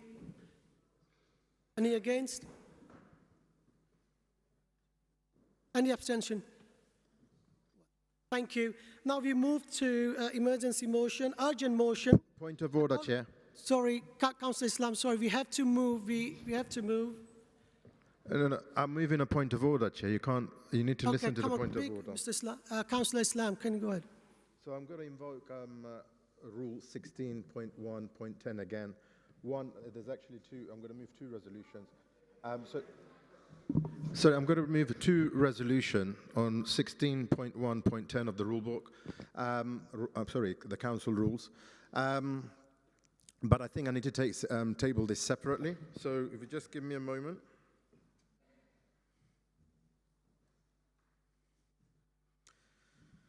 So, Chair, I rise to also present a motion seeking to modify No, I'll actually move the deletion. So I hereby propose a motion to move Rule 16.1.10 with the intention of deleting original motion 3 of item 18. The rationale behind this proposal is that the objectives of the aforementioned motion have already been successfully accomplished. For instance, we have taken the necessary steps, such as sending a letter to the Mayor of London expressing our concerns. By adopting this course of action, the Council can optimise its time and resources more effectively, allowing us to redirect our focus towards other pertinent matters that require urgent attention and consideration. Thank you for your kind. Thank you, Councillor Islam. Councillor Masters, do you want to say something? Councillor Islam, just 1 second. We need the second for your motion. It's another point of order. Basically, as we're talking about something that isn't the Silvertown Tunnel, so it would be a different planning application, shouldn't all the members of strategic development be leaving the room? Right. If we're hearing this. Can members please leave the room? No, aren't we still... On MSG? Is that the one? No, aren't we still talking about... We're still talking about Silvertown Tunnel, though, aren't we? I thought he just moved to remove MSG from the agenda. We've finished. Okay. Members, can you please move quietly?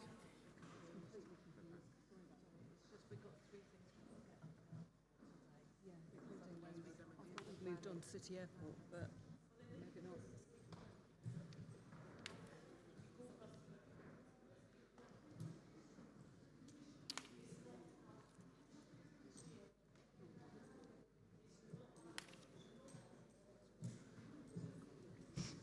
Members, can you please move?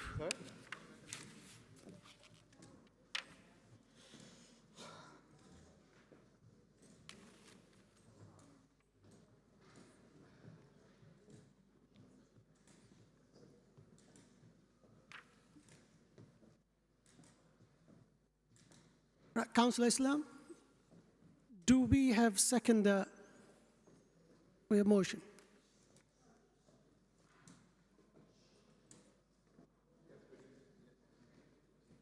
Sorry? Change the order, baby. Councillor Jennifer Bailey, Manor Park Ward, and I formally second this motion. Thank you, Councillor Bailey. Councillor Higgins. Just for the purpose of clarification, we now have a procedural motion to delete that motion, which has been seconded, and the Council is going to respond to that. Thank you, Councillor Satish. Higgins, you've got 3 minutes. Thank you. So we've just had Council vote to get rid of the Green Silvertown Tunnel motion, and we've just had the Labour Chief Whip propose removing the Greens MSG sphere motion. I'm kind of astounded again to hear Councillor Islam refer to optimising the time of this council. I'll let members of the public judge whether they think that what Councillor Islam is doing is that. The MSG sphere has been on the agenda of this council in some form or other since July of 22.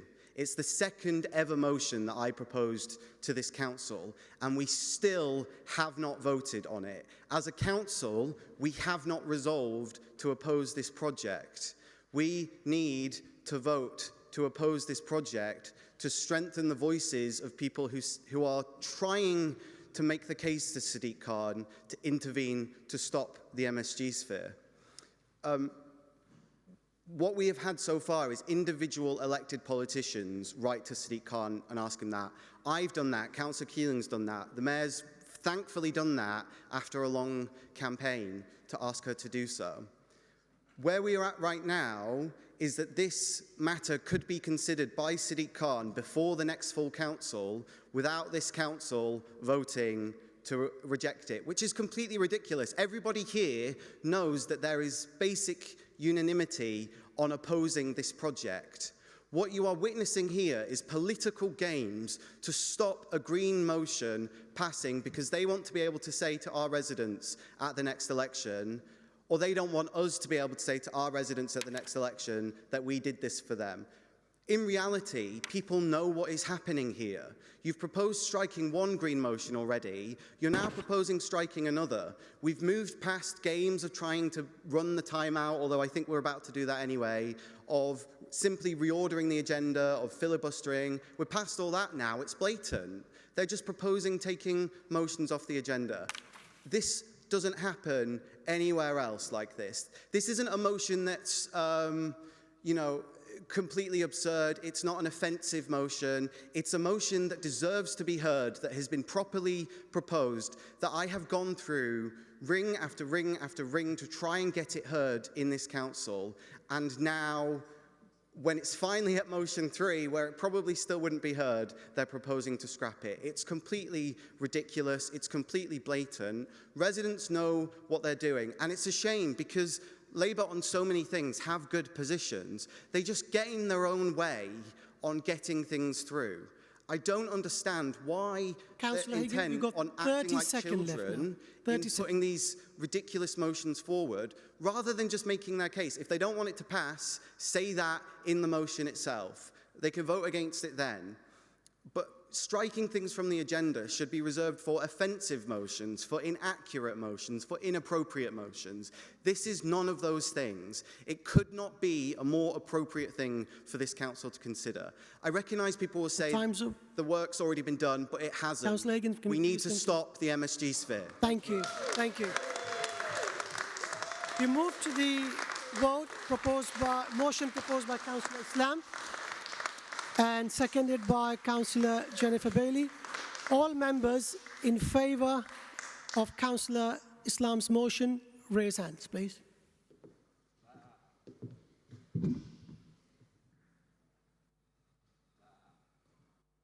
Yeah. Any against? Any abstention? Thank you. The motion is carried. Now I move to. Chair. Now I move to. Sorry. Chair. Sorry. Yeah. Just for the record, you didn't allow me to do a right of reply. However, that's fine. Can I move to the next resolution?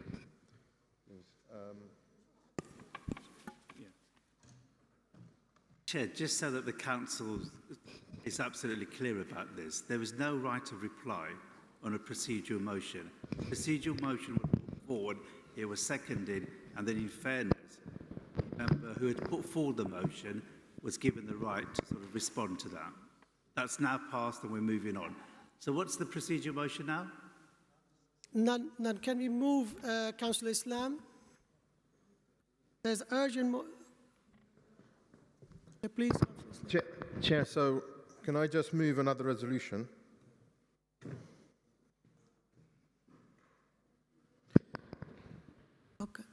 Okay, Chair, I rise to present a motion, a procedural motion, to modify the order of business. The essence of this proposal is to move Rule 16.1, subsection 10, consequently placing Motion 7 before Motion 2 and Motion 8 before Motion 3 within item 18 of the agenda. These motions have been identified as time-sensitive and of paramount importance, warranting immediate consideration. Furthermore, Chair, I propose that we move item 19, which deals with appointments, before we address item 18. By adopting this arrangement, we can aptly address urgent matters, optimizing our time and resources for maximum efficiency. Thank you, Chair. Thank you, Councillor Islam. Do we have a seconder? Yes, we do, Chair. Okay.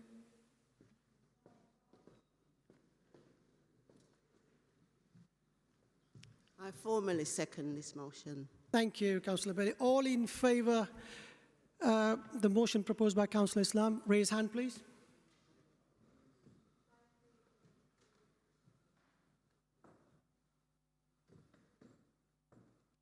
Any against? Any abstention? Motion carried. Thank you, Councillor Islam.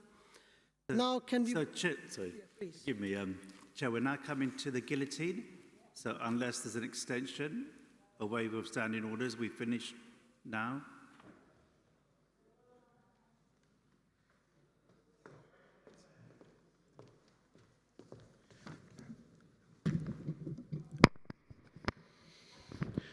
Chair, can I extend standing orders by 15 minutes? What? Okay. Okay, so we're absolutely clear about this. We're not extended for 30 minutes. We're extended for 15 minutes. That's the proposal. Is there a seconder? Is there a seconder? Yeah. Yep. Councillor Jennifer Bailey is seconding this. All members in favour, please raise their hand.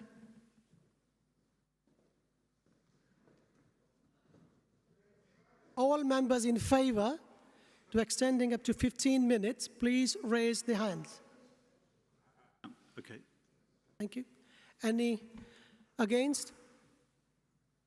Any abstention? Thank you. It's carried now. Right, now we move to urgent motion. I call upon Councillor Steve Brayshaw to propose motion which is outlined on page 32 and 33 on the supplementary agenda order paper. Councillor Brayshaw, you have 5 minutes to propose your motion.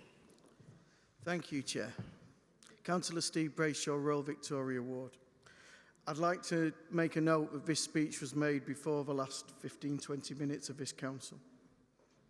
Colleagues, we stand... 1 second, Councillor, just when... Yeah, be polite. Can you please let Councillor Brayshaw speak, Councillor Higgins? No, Councillor Brayshaw is proposing his motion. Yes, so can you please propose his motion? Can you please take your seats? Take a seat. Thank you. Thank you, Councillor. I appreciate that. Thank you very much. Councillor Brayshaw, please move on. Thank you, Chair. We should be standing here tonight as friends because everyone in this room opposes the City Airport planning application. And I note that last week, the Planning Committee, with a councillor membership of my colleagues, unanimously opposed the airport application to increase its flights window into our weekend, which would have created extra weekend pollution and noise for our residents. We said a firm no, and I would like to thank our Newham Labour colleagues tonight for this positive climate action, confirming our borough will not blindly wave through applications that go against our desire to improve our climate. I would also like to thank the minority opposition for their support in the rejection of the airport application. But the fight doesn't end here. The airport has already indicated it will appeal the decision. Colleagues, Newham Council was one of the first councils in the country to declare a climate emergency. We are proud to be striving to provide clean air for our residents to breathe and removing dangerous toxins from the atmosphere. It is with this background that the Council opposes any further expansion of London City Airport. London City Airport had proposed the destruction of quiet time for residents on a Saturday, and we recognise this would pave the way for a further application to increase the flights. Our residents already suffer enough with airport noise and pollution, and any further changes should only reduce these issues. We ask the lead member for climate emergency to write to the Secretary of State to ensure that any expansion of London City Airport and any further request to increase its takeoff and landing times is rejected. We welcome that the members of the Planning Committee have unanimously rejected the proposals and would like to also ask that the lead member for climate emergency write to the CEO of the airport and their directors to ensure they understand the quality of life issues for the residents resulting from noise and pollutants from the aircraft. Thank you. Thank you, Councillor Brayshaw. Is there a seconder for the motion? Councillor Aniston? You have 3 minutes, Councillor.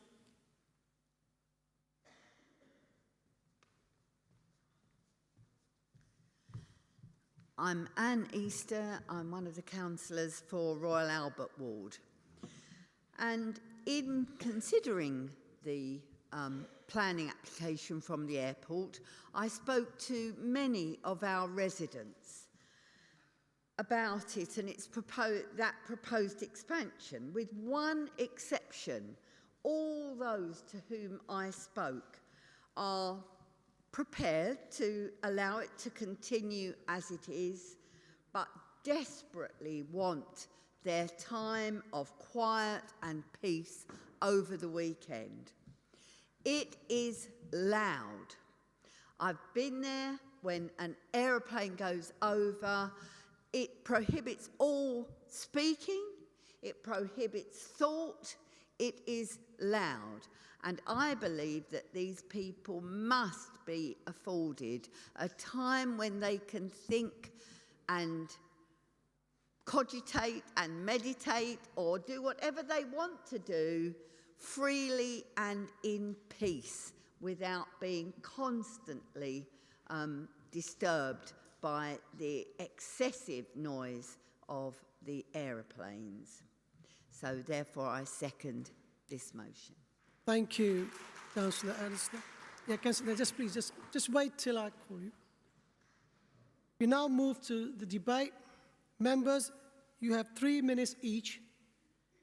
Any member wish to speak? Yep, 1 second, I'm calling. Councillor Hagan, please, you've got 3 minutes to speak.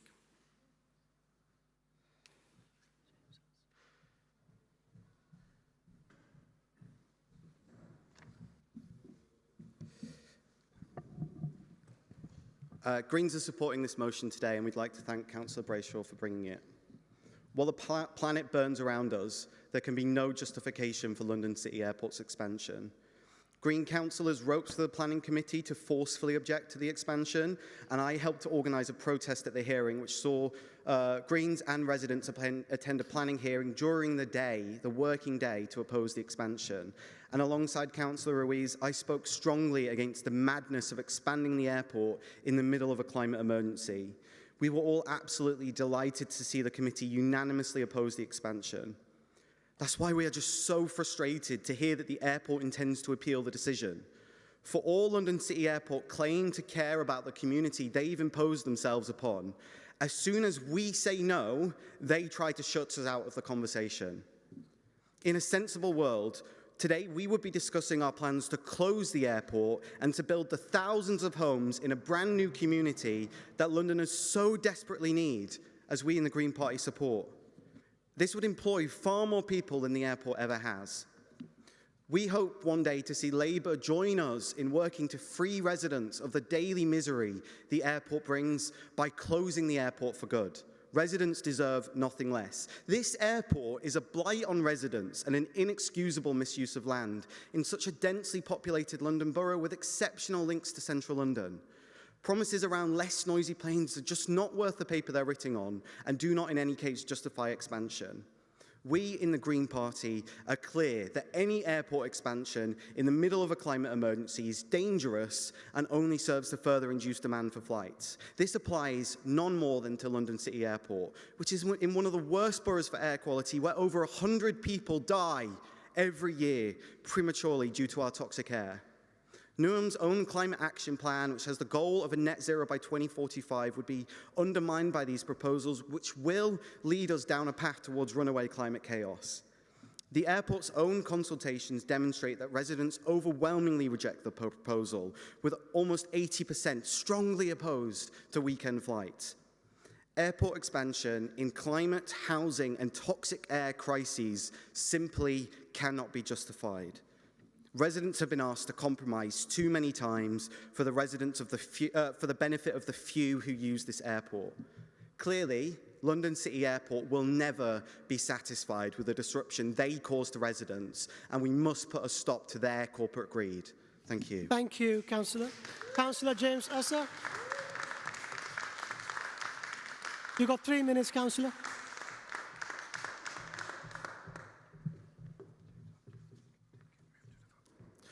Thank you, Chair. I am aware of the time, so I shall be quick. I just want to make 2 points. Firstly, I know the decision taken by planning last week was widely supported by our neighbouring boroughs, some of whom I know attended to speak in support of councillors there, including Councillor Ruiz. Just also make the point, which I think I've made here before, and I've certainly made in public at the Airport Consultative Committee and in private to the airport, which Councillor Ruse has made before, the 24 hours period of non-flying, which leaves a bit of silence for residents, of which I am one, and which my residents in Beckton are one, is sacrosanct. It is hugely important to them. So the Planning Committee made the right decision, and we are right to support Councillor Brayshaw's motion on this point. And I would request... But, oh, okay, I'll finish there. Thank you, Councillor. Councillor Brayshaw, you got right of last reply. Do you wish to say anything further? Councillor Brayshaw, please. Thank you, Chair. I would like to exercise my right. You've got 3 minutes. Thank you. I'd firstly like to thank all of our members for their contributions to this debate. It is clear that on this issue, we are all on the same side and that we will all be stronger pulling in the same direction against the airport expansion. I was particularly interested in comments from a minority opposition member, as I naively expected him to apologise for slandering me on this very issue online, causing a Twitter pylon of negative comments about me from his colleagues. For those who are not aware, after a previous debate, the member told all his Twitter followers I was a liar for suggesting that his party had missed the original deadline for objections. He admitted that he had made a mistake, but no apology yet. I now know that the monitoring officer has officially said this is not a lie. In layperson's language, I was telling the truth. Now, I recognise apologies in politics don't come easy. However, if you claim to be virtuous, it is important to admit when you are wrong. Now, I imagine that an apology to a Labour member may make him choke on his air miles infested morning avocado, but sometimes I think if it's the right thing to do, you should do it. I await with bated breath. I would like to finally thank all my colleagues on the Planning Committee and Councillor Ruiz for her forceful opposition. And as said, my fellow councillors voted unanimously to oppose the planning application.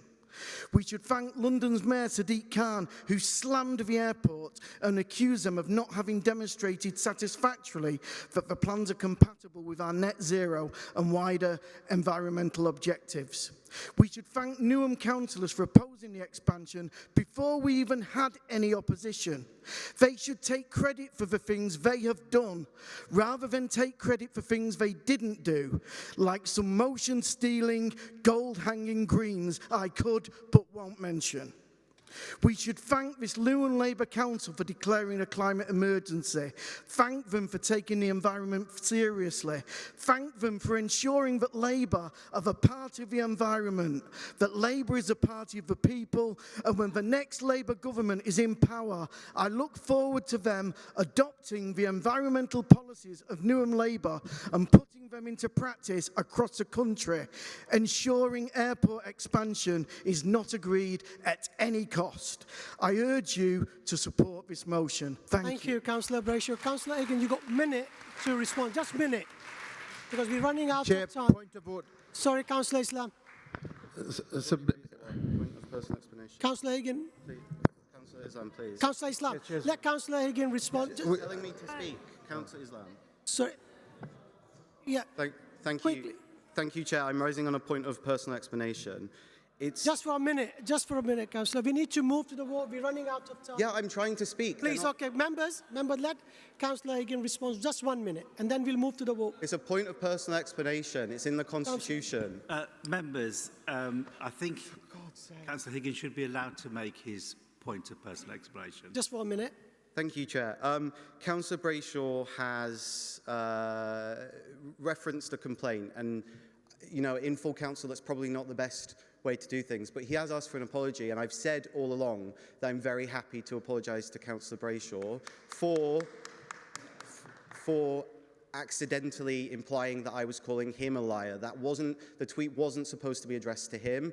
This is the point that has been made to the Deputy Monitoring Officer and has been going through the process with the independent person as we speak. As of this morning, I had a call with that officer where we talked through how this process was going to go forward. The problem is... Okay, that thank you. Sorry, the problem is that... We need to move to the vote, Councillor I've got Hagan. 30 seconds left, Chair. You need to conclude because we I have need a to minute. You conclude said I the have a business minute. of this council today. Can you please conclude? We need to move to the vote. It's not a right of reply. No, we need It's a point of personal explanation. It's in the Constitution. Councillor Hagan, address me, please. Address me. Can you ask the councillor to stop shouting in my I ear, will do please? that, but you address me. Yes. Please. Thank you. I was speaking Can you to please conclude? You got 5 seconds. Oh, my God. Thank you, Councillor. Thank you. Chair, can I move a procedural motion to go straight to the vote? And can I also Yes, we're doing, Councillor. Can I also make a point of order? The earlier resolution asked to move item 19, appointments, before the motions, and that would have taken on 30 seconds. But can you just take it to a vote? Can you please, okay, Councillor Islam, just move quickly. You got 30 seconds for that. Okay, Councillor, we move to the vote. Dear members, we're now moving to the vote. All those in favour, please raise your hand. Thank you. All those against, please raise your hand. Any abstention? The motion is carried. Thank you. Chair, can we move on to item 19? It should have happened before. Yeah, you got 20 seconds. Quickly. Yeah, let's move to 19. Yeah, just move to 19, please, Councillor. Yeah. Chair, I'd like to confirm that Councillor Sarah Ruiz is to replace Councillor Chantiferdos on the licensing subcommittee. Can you move that to the vote, please? Yeah, all members in favour of this proposal? Thank you. Agreed? Thank you. Any against? Any abstention? No.